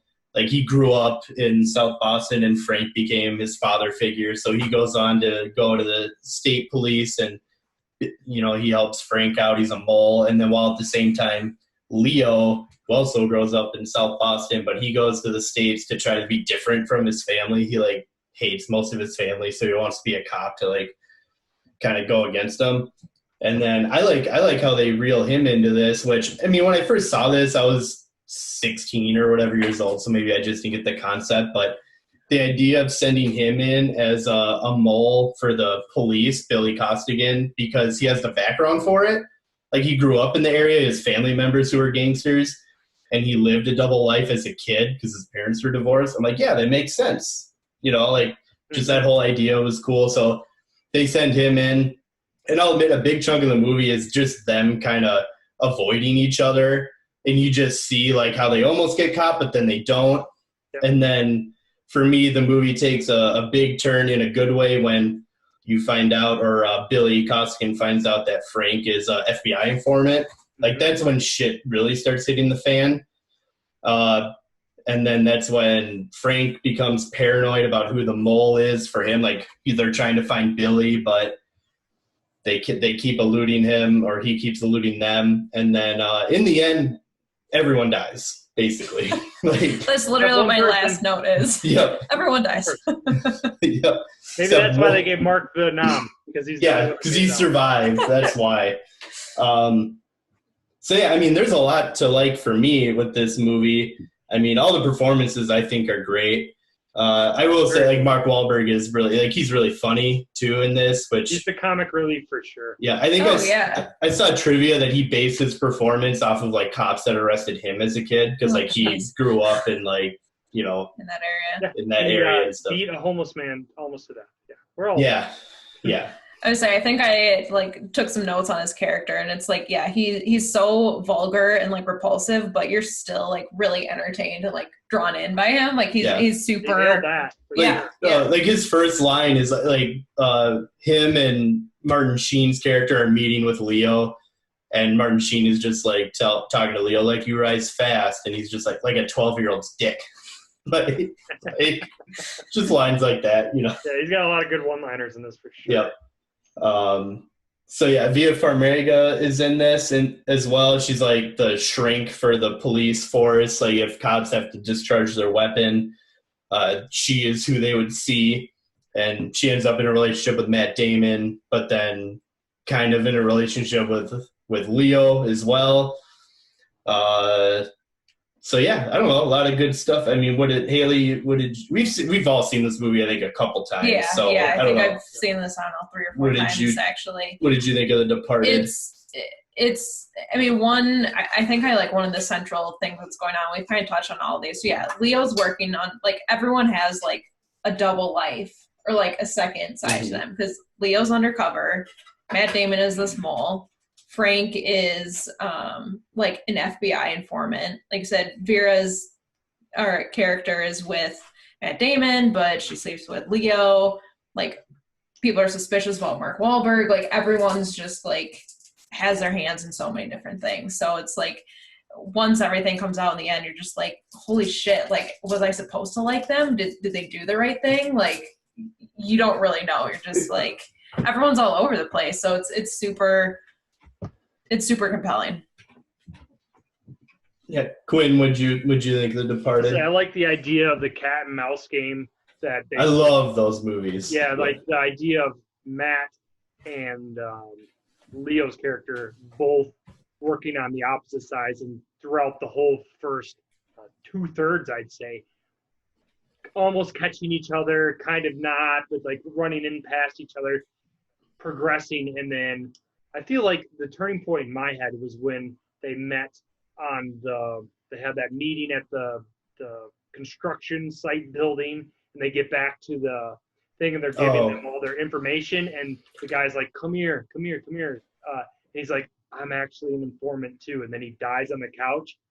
I feel like that was the moment when everything was like, yeah, so that part, I'm glad you brought that up, because that's one I had written down is like, I still don't know. I think I figured it out this last time watching it, but with how many times I've seen it. So that was Delahunt. So what happens, that's when Leo is meeting Queenan on the roof. Yes. But he's followed. Yeah. Which, by the way, Queenan, you're like this really high up, that's smart Martin cop. Sheen's character. Yes, yeah, correct. Yeah. Which, by the way, Queenan, you're a really smart, high up cop. Leo was on the bus with him going like, is there any reason you'd have a tail? And Queenan immediately, nope, I would not have a tail. Okay, like... You've been doing this for how long? You should, thing? Yeah, like you should know. You're about to meet an undercover informant who's with Costello. You'd think you'd be a little more careful than that and be a little more willing to accept that you might have a tail. Little tangent, but yeah, that's when Leo's meeting him on the roof. They're followed. Delahunt calls Leo and goes, we're at 314 Washington. That line. And yeah, that line. Which Leo shows up late, and they're like, why were you late? And yeah, Delahunt gets shot, and he's talking to him, and he's like, I gave you the wrong address. Yeah. But you showed up at the right one, which I love that twist. Yeah. But then it's when like... everything in my head was like, whoa. Yeah. No, like, I'm like, Leo's world is about to come crashing down, but it doesn't. And like, why doesn't Delahunt tell Frank? Because... when they find the dead body, the news reports, Delahunt was a cop. Yeah. But was he? Because Frank says the news are saying he's a cop, so I'll stop looking for the cop. So, like, was Delahunt actually an undercover cop? I think he is. I want to say he is. I want to say there's no way the Boston police had just one mole trying to infiltrate the Costello crime syndicate. There's no way.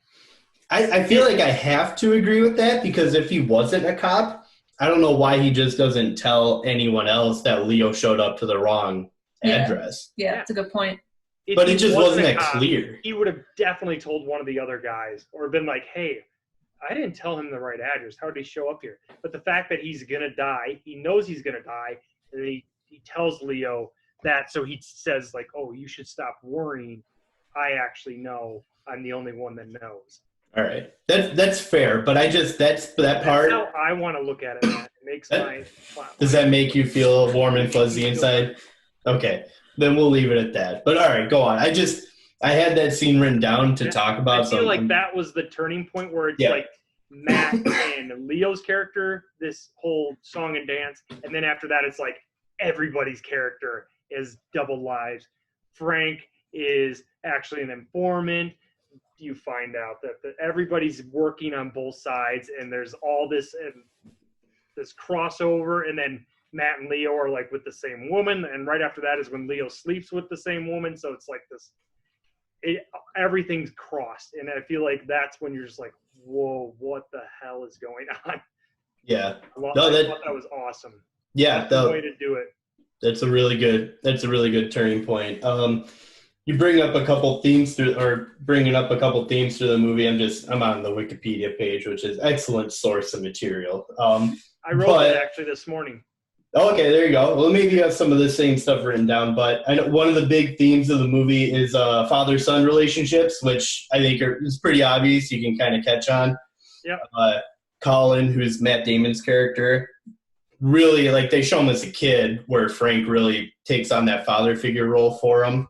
But also when Billy Costigan, Leo's character, when he's undercover, I mean, Frank kind of takes on that role for him too. So a lot of father-son themes going on when Matt Damon, whenever he calls up Frank on the phone, like in code, he always calls him Dad.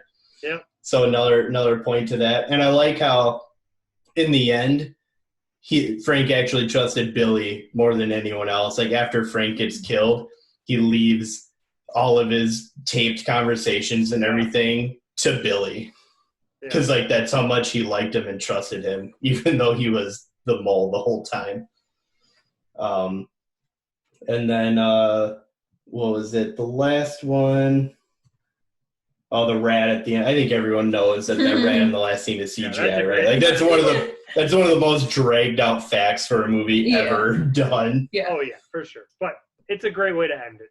Yep. Oh yeah, for sure. And I'll say this is like the first movie I can think of where, as a kid, I watched a trailer and I just went, "That's gonna win Best Picture." It's just one of those movies, and I don't know. It was just I was so excited. That kind of cast, but the thing is, this is the problem. This is why I don't like trailers. Is when you have that type of cast, you have that director, you have this expectation going into it. This movie definitely lived up to the expectations. Yeah. Most of the time, that I don't think that happens. Which is why I don't like watching trailers. And also, trailers are crap nowadays.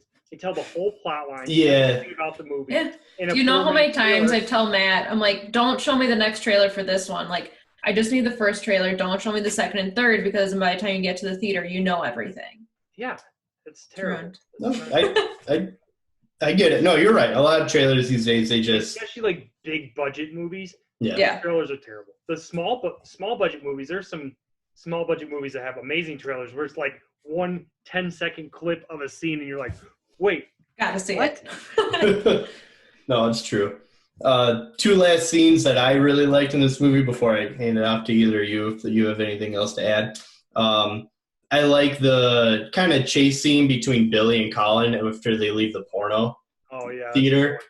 Yeah. It's like, that's really when things are really starting to get heightened up. Mm-hmm. And I like how it's just, he only ever sees the back of his head, and it's just, you're just trying to get something. And I remember the first time I saw this movie, that scene was really intense. Like, I was on the edge of my seat going like, are they going to find each other, or what's going to happen?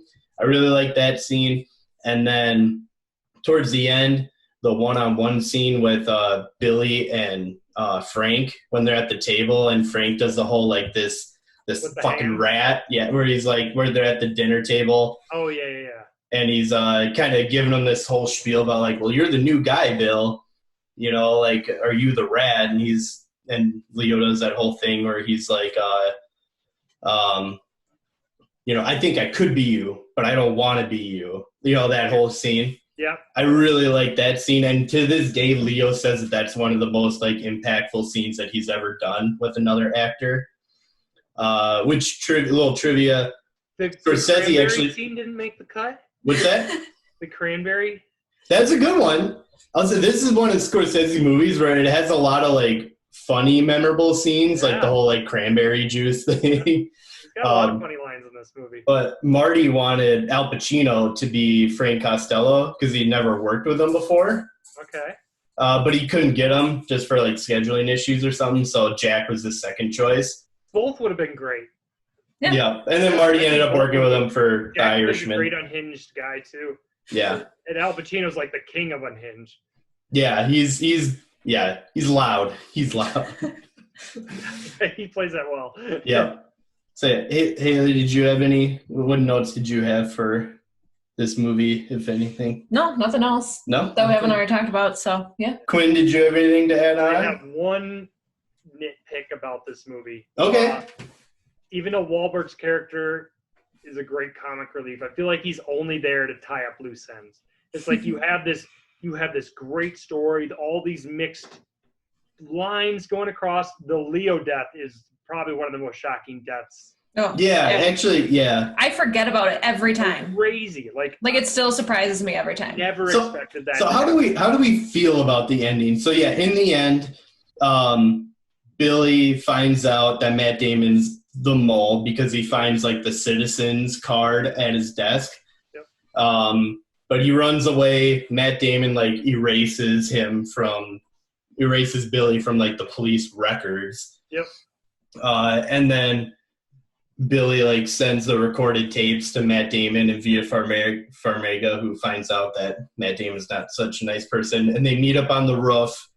And I like how Billy is just like, I'm taking you in. I don't even care if I'm not a cop anymore. Like I don't even care if you get arrested. I'm bringing you in. Like two escalations. There's two high points in this movie. Yeah. That's the second. Like, so he's bringing him in, and then, elevator doors open, boom, shot in the head.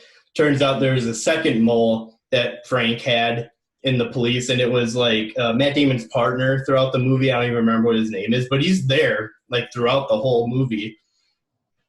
And then Matt Damon kind of, I guess, does the smart thing and decides to just kill him right away. It wasn't even like a hesitation. No, and then he also kills Leo asked Anthony Anderson's character to come because he's like the only one who remembers him being a cop. Yeah. But then he gets killed too. Yeah. And Matt Damon, he's in like two scenes. That's something I always forget too. I'm like, oh yeah, Anthony Anderson's in this. And then like one scene later, I'm like, oh, not anymore. Okay. Yeah, he's in it a little bit more than that, but yeah, he's not in it a ton.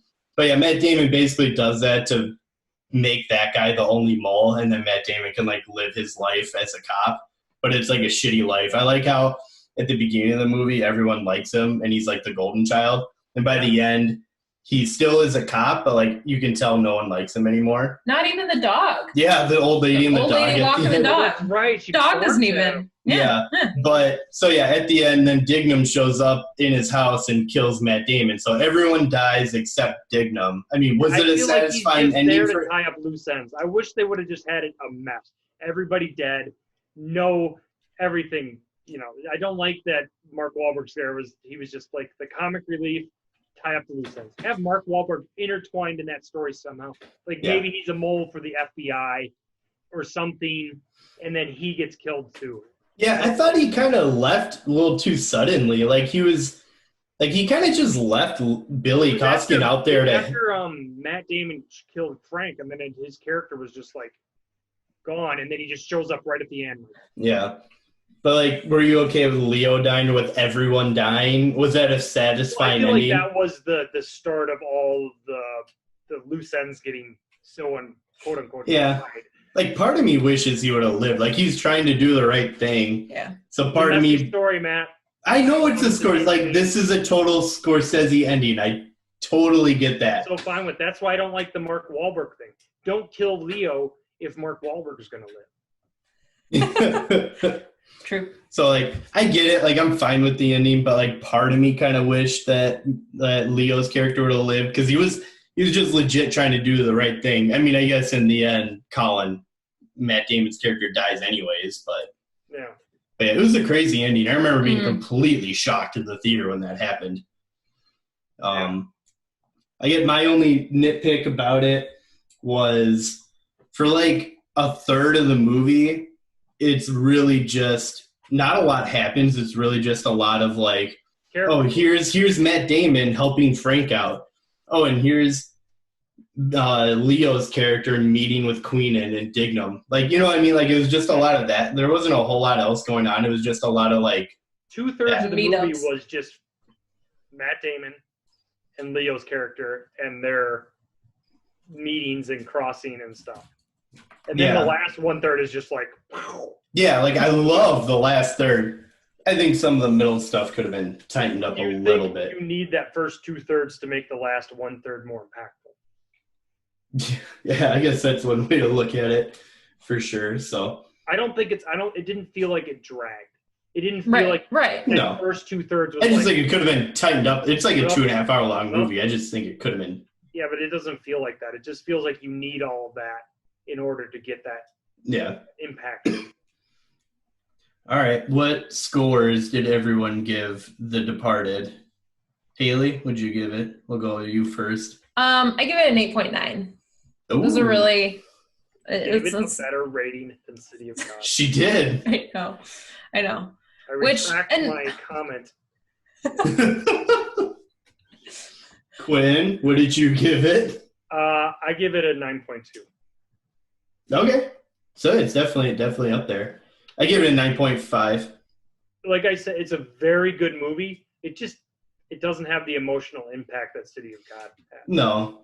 It's a really good movie. The story's great. The characters are phenomenal. But I don't get out of the movie and I don't think about it. It's like, oh, that was really good and entertaining, but it doesn't stick with me. I need a movie to be a 10, be really high. It's got to stick with me. Yeah, no, and I'm not like as emotionally tied to all these characters. For all of them to die, like if any of them, I was maybe a little emotionally tied to Billy, like Leo's character, because he's the lead. Yeah. But also subtle, great character or actor in this movie, Alec Baldwin. Yeah, he's great. He's great in this movie. Relief. Yeah, he's awesome in this movie. He's got a lot of good, like really small roles in movies, but they're always very, very enjoyable. Yeah, no, for sure. Completely agree. All right. And this is so this next part is something I like doing, but I'm an Oscar nut. So this is, if it's like 1990 to present, I'll usually try to look at any snubs or rework the nominees or winners for the year, because like I was alive during that time, so I've seen most of the movies. I don't know if I would change a lot this year, but Haylie, you can start just listing off the nominees and winners. We usually start at the bottom and move up. So. Yeah. So I'll start with the supporting actress category. Adriana Barraza was nominated for Babel. Cate Blanchett was nominated for Notes on a Scandal. This is one of my favorite nominations of the year. Abigail Breslin was nominated for Little Miss Sunshine. Personal favorite movie. So good. And Rinko Kikuchi was nominated for Babel. So Babel had 2 nominations there in it. But the winner, which very excited when she won this, Jennifer Hudson won as Effie White in Dreamgirls.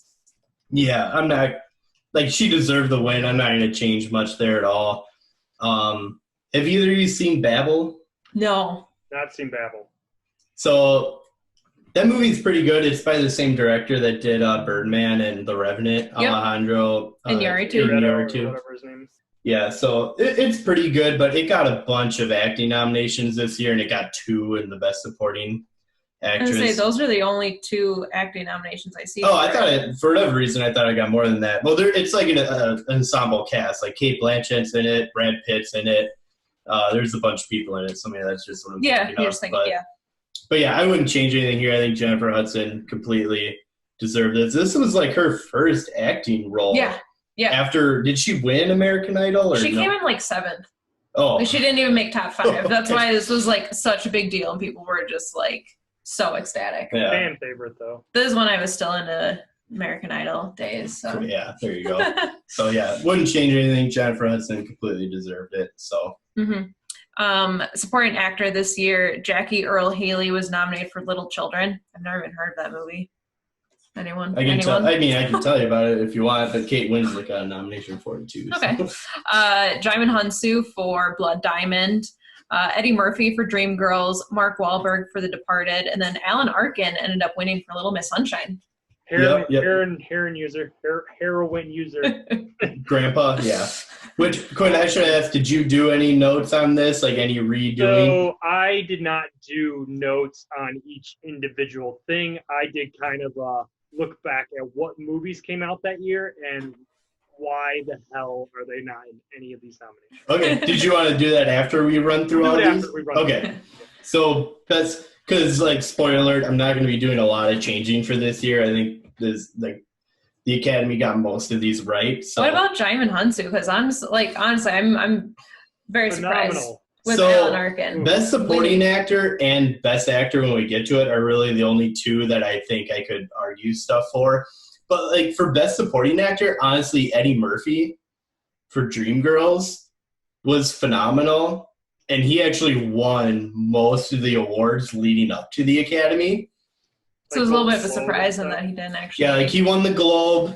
I think he won the BAFTA. I actually have him up right here. Okay, so Alan Arkin won the BAFTA, but Eddie Murphy won the SAG Award, which is the biggest indicator for the Oscars.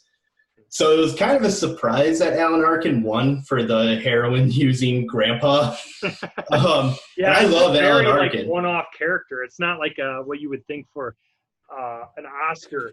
Yeah. I can't believe Damon Hunsu didn't win because that is like. Yeah, so this is tough. Like, there's three people that I think could have won. Why didn't Blood Diamond get more love? That is such a phenomenal. Well, I'll get to it. That's my biggest take from all of them. Yeah. No, for sure.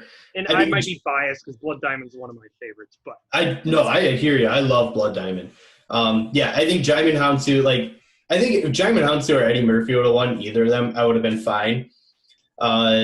Eddie Murphy was so good in Dreamgirls, and he was like a bad guy, which is different for him, which the Academy usually likes stuff like that. Like Denzel winning for Training Day, he played a villain, so it was different.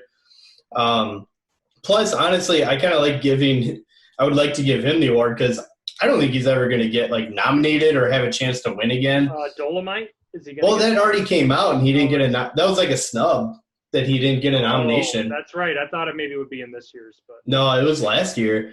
And Eddie Alan Arkin's great. Oscar. He's a legend.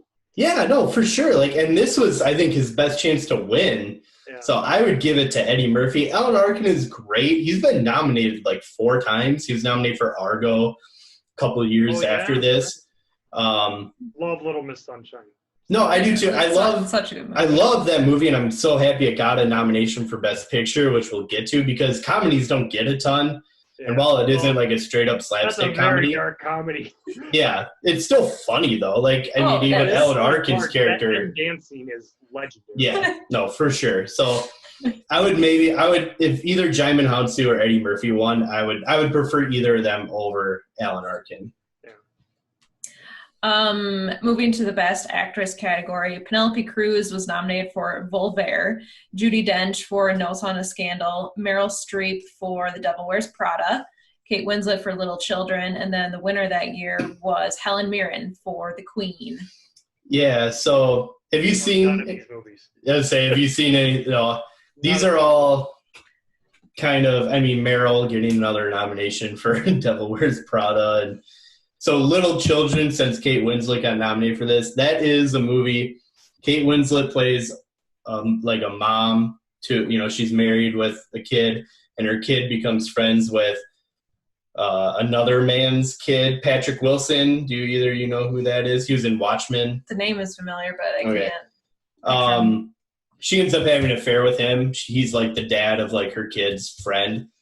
And then Jackie Earle Haley, who got nominated for an Oscar for that movie too, he plays a neighbor down the road who's a pedophile, who's in jail and is now always good for the resume. Yeah, and is now out of jail and living with his mom.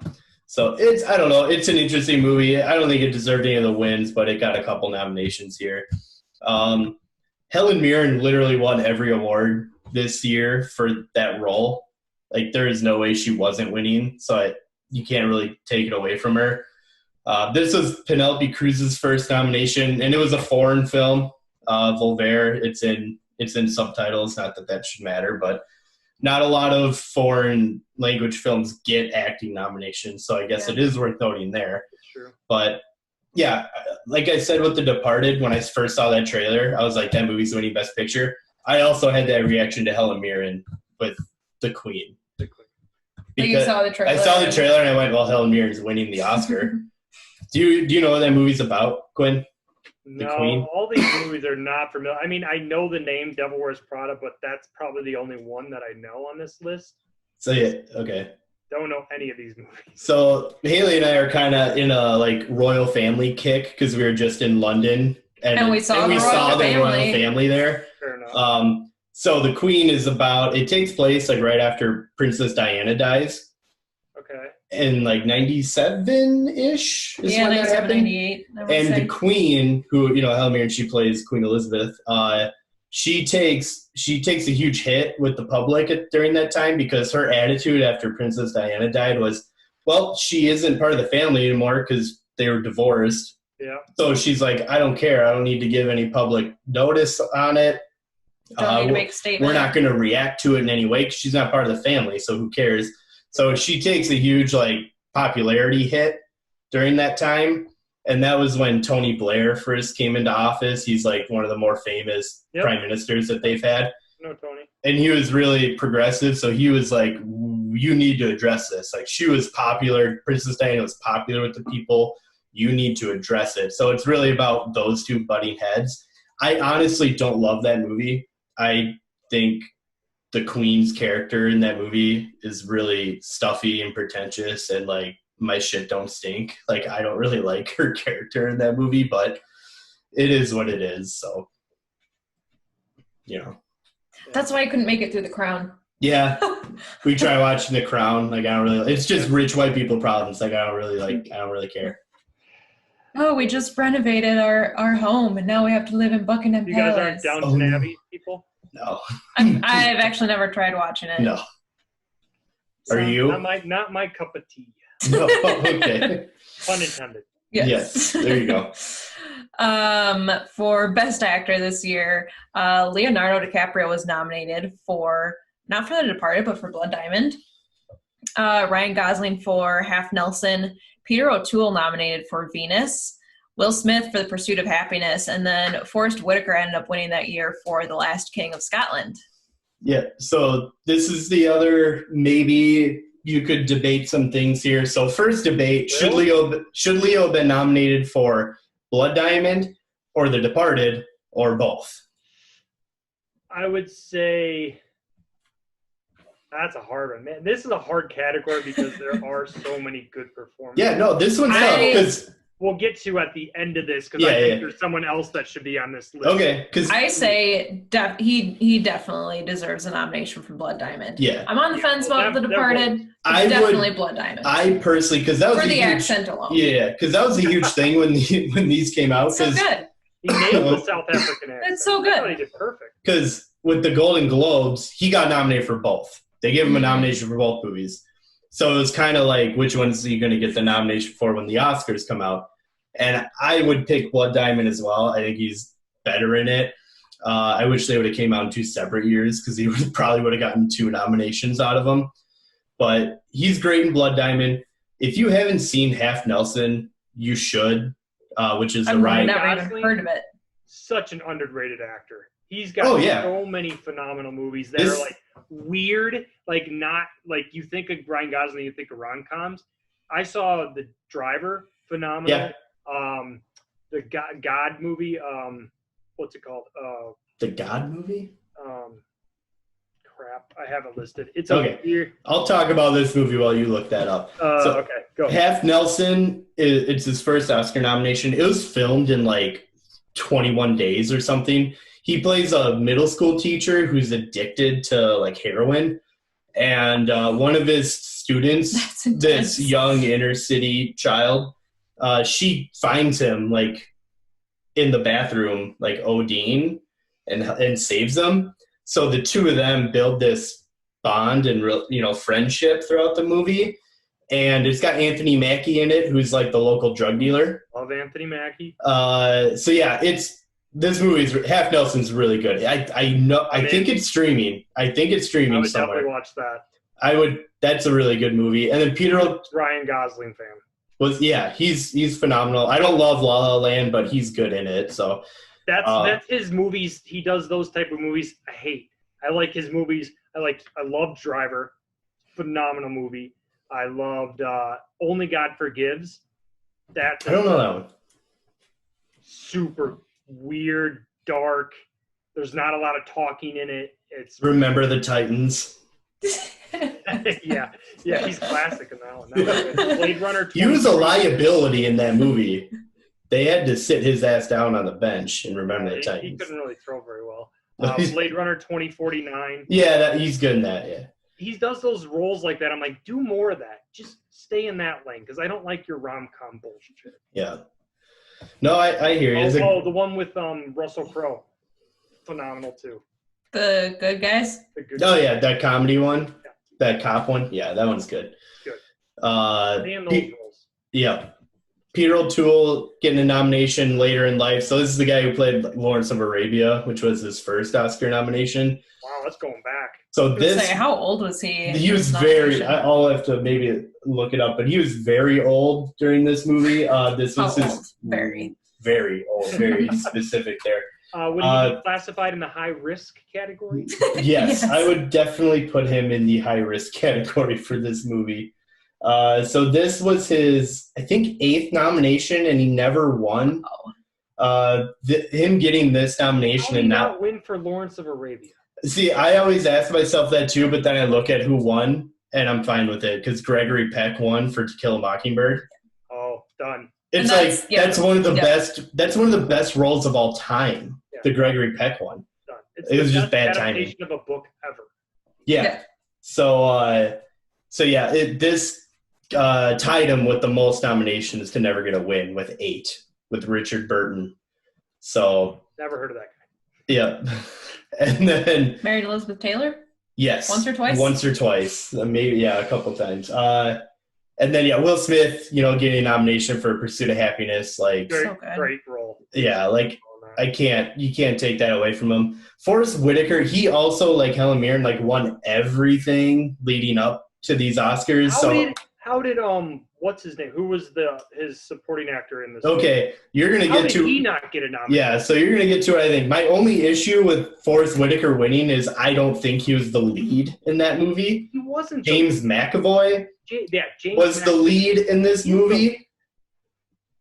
Clearly, he was the lead in the movie. So Forrest Whitaker getting the win. He's great in the role. For Best Actor, I don't know. But. James whatever. McAvoy, another amazing actor. Yeah, he's great. Doesn't so get good. Enough credit. Quinn, have you seen when he was on SNL, he plays a Scottish air traffic controller? Awesome. So when his mastery of accents is unreal. So good. When we flew into Edinburgh to go golfing, that's exactly what I pictured. I'm like, do you think James McAvoy is doing air traffic control right now, trying to land this plane? Yeah. It was hilarious. Anyway. James McAvoy. Love James McAvoy. That's a phenomenal movie, though. I really like The Last King of Scotland. No, yeah. I think Forrest Whitaker is deserving of the win. My only issue is I don't think he was the lead. Man, that's the last probably good thing Forrest Whitaker has done. Yeah, and I like spreading the wealth with the Oscars, and this is his only nomination and obviously only win. Yeah. So I like the fact that Forrest Whitaker is an Academy Award-winning actor because I think he's great. It's just tough when you have Peter O'Toole there, who he was 74 at the time, by the way, with 8 nominations, one of the greatest actors of all time, and he never won. Is just tough. And Will Smith, this is his last Oscar nomination, and he's got 2 nominations, not with a win. It's just, you know what I mean? It's just tough. What are you gonna do? But you only get 1 winner, so yeah. Moving on. Okay. Best Director nominations that year were Alejandro Iñárritu for Babel, Clint Eastwood for Letters from Iwo Jima, Stephen Frears for The Queen, Paul Greengrass for United 93, and then as we already discussed, Martin Scorsese won for The Departed. Yeah, I mean, I think this is pretty clear, right? Marty, he had never won an Oscar before. That's so crazy. Like, he got beaten out for Raging Bull by Robert Redford. He got beat out for Goodfellas by Kevin Costner. Like, he had never won an Oscar before, and he is the greatest director to have ever lived. He had to get a win. While I don't think The Departed is his best movie, and we'll get into his top 5 later, like, he deserved the win. I'm glad he won. As far as the other nominees, Alejandro for Babel, sure. Clint Eastwood for Letters from Iwo Jima, great. That's one of the few foreign language films to get nominated for Best Director and Best Picture, which we'll go over. Stephen Frears, The Queen, I don't love it, so I could maybe come up with a different spot for that movie. I would maybe give it to the director Little Miss Sunshine because I think that movie should get more love. And then this is probably my first category where I had an opinion. Okay, well, I get last thing for me. Paul Greengrass, United 93. That's a great movie. Very timely too, with 9/11 happening like 5 years earlier. Yeah. This movie was great. And it's like, you know, the story in itself is like, this is the plane where the people fought back and crashed the plane before it got to the White House. So I think that's a well-deserving nomination. So I guess my only thing would be to maybe get the Little Miss Sunshine director in for Stephen Frears because I don't love The Queen. But yeah, Quinn, what opinions do you have? Okay, so maybe I have the wrong list of movies because I'm always never know. The years are kind of weird. So what movies do you have? I'm in 2007. What movies you got? Pan's Labyrinth. Ooh, no, I think you're right. You're in the right. Am I in the right years? Yes. So Guillermo del Toro. How did Pan's Labyrinth not get nominated for anything? Yeah, no, that's great. I would, now that you've said that, I would rather Guillermo del Toro's best movie. I agree with that. How did he not get a director nom? Yeah, no, you're right. So I would put Guillermo in over the Little Miss Sunshine director and Stephen Frears. I would absolutely. I would actually. I did have Pan's Labyrinth in for Best Picture, which we can get to in a moment. Yeah. Do we want to go run through that really quick? Which one? The Best Picture section, and then we can just go do off. the Best Picture, and then I've got thoughts. All right. Okay, so nominees that year were Babel, Letters from Iwo Jima, Little Miss Sunshine, The Queen, and then The Departed. Yep. So clearly, I think The Departed should have won. I'm happy it won. Babel. Babel won Best Picture at the Golden Globes, so some people were worried that Marty was not going to get his win because of Babel. But luckily, that didn't happen. This movie was received mixed with critics and didn't do well at the box office, but the production company campaigned hard for it, so that's why it ended up getting a bunch of nominations. Letters from Iwo Jima is really good. Shouldn't have won, but it's really good. Very good movie. Little Miss Sunshine, I love that a somewhat dark comedy got a nomination. The Queen I would take out and put in Pan's Labyrinth. Yeah. So, yeah. All right, Quinn, go off. What do you got? All right, so 2006, when I look back on it, when we were juniors in high school, what a year for movies. I'm running through the list, and I'm like, that came out this year, that came out this year. So just kind of going down the list. Pan's Labyrinth, I love it. It's one of my favorites.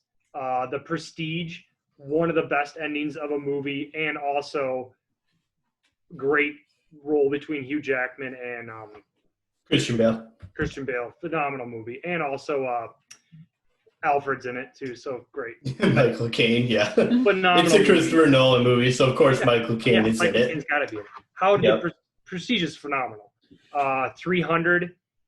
Yeah, I know it's like a popcorn movie, but still, the vision of it. Still good. Super awesome movie. Gets you so hyped.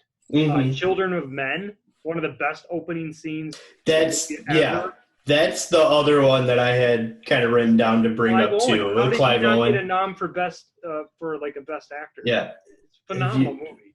Have you seen Children of Men? No. Oh, Toby's growling at something.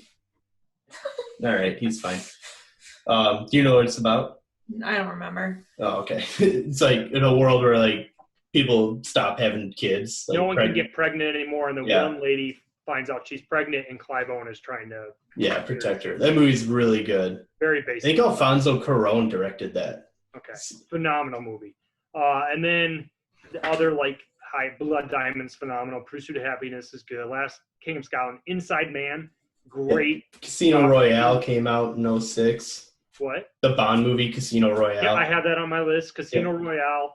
The Host, Bong Joon-ho is one of his first movies. Best monster movie ever. If you haven't seen it, so good.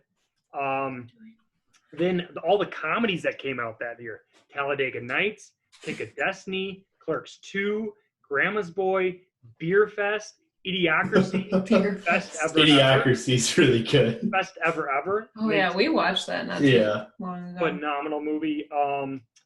Casino Royale, the best Bond movie ever. Also, Silent Hill came out that year. The best video game adaptation of a movie, hands down. Ever. Not a lot of competition there, but yeah. No, the competition is weak, but it is a phenomenal. Sonic just became the highest grossing video game movie of all time. Which one did? Sonic. Yeah, what can suck it. Oh, also, Best Actor. This is a kind of funny. Best Actor award should have gone to Ben Affleck. It was his best acting ever in Smoking Aces. Oh, okay, there you go. There's a hot take. Hot take. I haven't seen that movie. I don't even know what it is. Look up, if you have time, and whoever's listening, Ben Affleck scene in Smoking Aces. Look it up. It is hilarious. If you've never seen that movie, it is so funny. That's all I'm going to say. It's going to be a tidbit for later. Yep, there you go. No, but the movies that came out that year were phenomenal. Yeah, I mean, it's tough. You only got 5 spots. It's tough to film in, but a lot of them aren't like your Oscar buzzword movies, but there's still like movies that are some of my favorites of all time. No, I totally hear you. And last thing before we go to our final thing of just top 5 Scorsese movies of all time, or our best ones. I had a couple of things here. So the most nominations the movie got that year was 8 from Dreamgirls, which did not get a Best Picture nomination. It was the first time ever in Academy Award history that the film with the most nominations didn't get a Best Picture slot. So, some controversy there. Like maybe we could have squeezed Dreamgirls in for Best Picture. But also with 5 African Americans, 2 Spanish-speaking countries, and an Asian, it was the most ethnically diverse lineup ever among the 20 acting nominees. And there were also 3 Brits and 1 Canadian and 1 Aussie for the performances. So as far as the acting nominations go, fairly diverse, because there's been some Oscars so white action happening in the last couple of years. So this is one of the few years where that wasn't the case. Yeah. And then the last little thing I had, Forrest Whitaker won Best Actor. He became the 4th African American to ever win Best Actor. The other 3 were Sidney Poitier back in '63 for Lilies of the Field. But that was controversial. Yeah, I mean, he was the first. I would say, like at the time at least, Sidney Poitier, he'd been considered a fantastic actor at the time. So I think for the most part, it was taken fine. And then Denzel Washington won for Training Day in 2001, and then Jamie Foxx won for Ray just a couple years earlier. Are you talking only about lead actor? Yeah, lead actor. And then Jamie Foxx for Ray 2004. So, I mean, I don't think an African American has won since Forrest Whitaker for lead. Yeah. So it's kind of crazy that it was Sidney Poitier in '63, and then almost 40 years later. You had 3 fairly close together with Denzel, Jamie Foxx, and Forrest Whitaker, but kind of crazy. Interesting. Yep. All right. Last section here, and then we can all go to bed. All right. I figured we'll do top 5 Scorsese films, our own personal favorites here.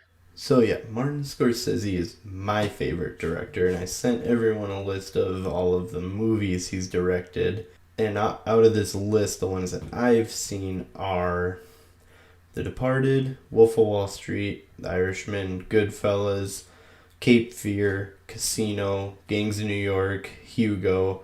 Watched Mean Streets Today, which was his first big hit, and it was really good. De Niro's breakout role. Raging Bull, Shutter Island. I haven't seen Silence yet, but I want to. Taxi Driver, Age of Innocence, which is probably my least favorite one, The Aviator, Color of Money, King Comedy, which I finished, and that one was really good. I really liked King Comedy. And that's it. I own a couple of these that I haven't seen yet, like New York, and Who's That Knocking at My Door, and Last Temptation of Christ. So I'll see those eventually, but just haven't gotten around to them yet. Quinn, we can start with you at number 5. What did you have as your 5th best Martin Scorsese movie? So I had a clear 1 and 2, and then I had ties at 3 and ties at 4. So I'll give you my ties at 4. I didn't do a 5 because I have quite a few at 4. So at 4, I have The Departed, Cape Fear, The Color of Money, and The Irishman. They're all about equal for me. The Departed it's a great movie. Cape Fear was probably one of the first Scorsese movies I saw. I love The Color of Money. I love the story of that. And then The Irishman, the acting is phenomenal. I don't really care for the story, but I think the acting is phenomenal in it. Yeah. Color of Money, a lot of people have kind of at the bottom of Scorsese just because it's like a good movie, but like it's mainly just because he has so many great ones. Yeah. But it did give Paul Newman his Academy Award. Paul Newman. I love Paul Newman. Yeah. Cool Hand Luke. No, yeah, I love Cool Hand Luke. It's good. He's good and cool. What did you, Haylie? You've only seen like 5 Martin Scorsese. I movies. haven't even seen 5, so. Well, you can we skip watched me for Mean this. Streets today. I did not watch it. Oh, I have not seen Mean Streets, so.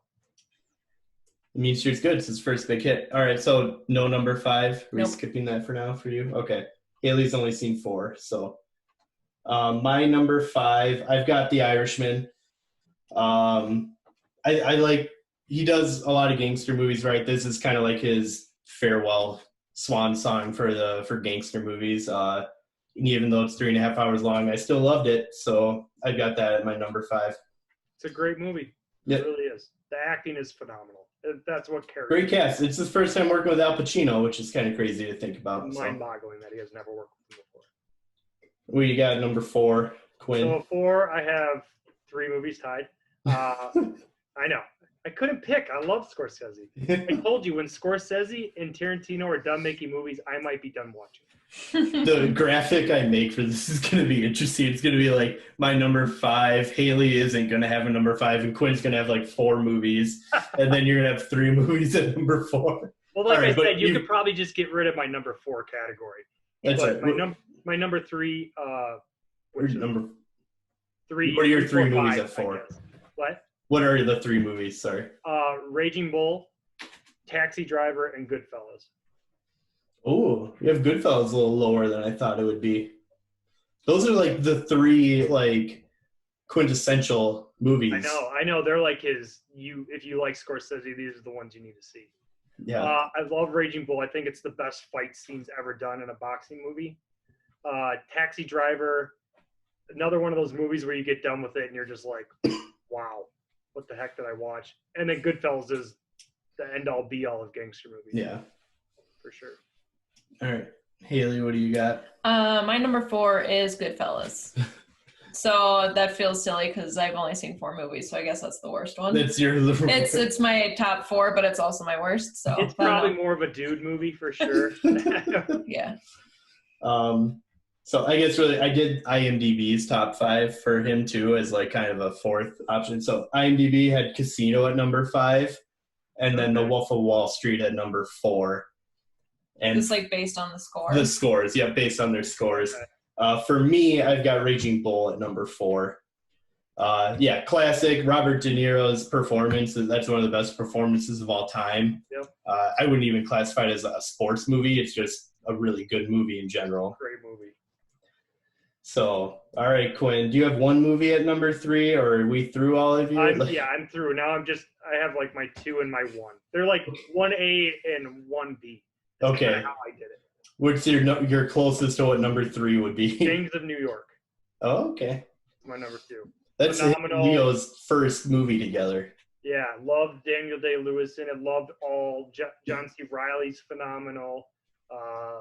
Leo, great. I mean, it's such a good movie. Mm-hmm. Great. Oh. Even Cameron Diaz was great in it too. Yeah, it's a good one. All right, Haley, what do you got at number 3? Number 3, I have The Irishman. Yeah, all right. Is that one you actually like, or is it just like the second worst one? It's the second worst one. Okay, all right. It's like the top 2, and then I guess I have to put these on a list because I've seen them. All right, fair enough. IMDb has Taxi Driver at number 3. Okay. Classic. Classic Scorsese movie. That was like his big hit. Like Mean Streets was his first that kind of made him famous, but Taxi Driver was like instant classic, and he made that only a couple of years later. So, all right, Quinn, what do you got at number 2 or 1B or however you want to put it? Number 1. We're on to my number 1. Oh, so we're on to your number 1. 2s first. Okay, all right, Haley, what's your number 2? I have Wolf of Wall Street as number 2. Okay, all right. It's a lot of people love that movie. Yeah, it's a very entertaining movie. Yeah, a lot of people. Leo in that movie is fantastic. Like his acting in that movie is really good. It's a super entertaining movie. Jonah Hill got an Oscar nomination for that movie funny. too. His character is so ridiculous. Yeah. The character, it's you think it's crazy like the movie, and then you read the book. Yeah, and it's crazier. Their lives are even crazier than the movie portrays. Some people just live insane lives, and others are living the quarantine life. The Right thing now. that's exciting in the book was lives of the young and the rich, or something. Young, rich, and crazy, or something like that. IMDb had The Departed at number 2, and then Quinn. All right, you're number 1. Number 1, Shutter Island. Really? My number 1, man. I love All right. I love the twist. I love going back and watching it again to look for all the little clues. And the ending might be my favorite ending ever in a movie. It's like the quote, would you rather die a good man or live a life as an evil man? Yeah. It's kind of like Batman. You either live long enough to see yourself become the villain, or no, you die the hero or live long enough to see yourself as a villain. I love the idea of like, is he going to go get a lobotomy? Or is he going to continue living knowing that he killed his wife? Yeah. And his kids are dead. Love it. Yeah. Phenomenal. All right, Shutter Island. I was not expecting that, but I know it's not a probably cliche Scorsese. Is it the like cinephiles who love Scorsese usually like put that like they're like that's a lot of people would pick that, but they love the Taxi Drivers and the Goodfellas and like the. I love those movies, but I got done with Shutter and I'm like, yeah, mind fuck. Yep. Yeah. All right, Haley. I think we know what your number 1 is since you've only seen 4 Scorsese. And we just talked about it for the last half hour. Yeah. So yeah, my number 1 is The Departed. Yep. Nope. Fair enough. You need to get her to see some more. You've never seen like Gangs of New York or Shutter Island or any of those? No, and what bums me out I own most of them about Shutter Island is that, and actually you and I started watching it. We got like halfway through it, never finished it, and of course because halfway through that because it's like however many years later, like the ending's been ruined. So I'm like, well, I don't feel like going back and watching it because I know what's gonna happen. But that's the thing with that movie. It's not like The Sixth Sense where you don't want to watch it again because you know the ending. Shutter Island, you can go back and you'd be like, oh, I see that now. Oh, I see that now. Yeah. So yeah, that's why I've never really had the desire to go back and watch it because I've had it spoiled. So yeah, maybe we'll have to. I own most of Martin Scorsese's movies. Not like you guys are doing anything for the next week. Yeah, exactly. Yeah, maybe we'll have to put some in on the background. Like we put Mean Streets on in the background a little bit, and I know you didn't like watch it. I would say you are someone who can like work, listen to music, and watch a movie and pay attention to all 3 equally at the same time. Not this I can only do one thing at a time. Yeah. So it was one track mine too. And I'll do asterisk Mean Streets to your number 5 because on the background for us. IMDb had Goodfellas at number 1. No surprise, and that's what my number 1 is as well. Like I think that's his best movie. Like that's just classic Scorsese. It's a gangster movie, which he's kind of really people tie him into like that's what they remember him for, gangster movies. Yeah. That's why I haven't seen a lot of his. Yeah, To be honest. Yeah, it's one of De Niro's in it. Joe Pesci finally got his Oscar win for it. Ray Liotta's just remembered for that role. So yeah, I got Goodfellas at number 1. Fair enough. I think really we can end this soon, but really quickly, I did do a bottom 5, and it was Age of Innocence, Cape Fear, Color of Money, The Aviator, and The Wolf of Wall Street were my bottom 5. I don't really have a bottom 5. I like everything he does. I really don't. There's stuff I like more. There's stuff I like less. Yeah. It was like, he's my favorite director, so I was just trying to like force myself into doing something different. Like everyone does a top 5 Scorsese, so I thought trying to switch up and do a bottom 5, but You're right. Like they're all good. The Age of Innocence, which I have in my number 1 bottom film, is really the only one where I watched it and I went, I didn't love it.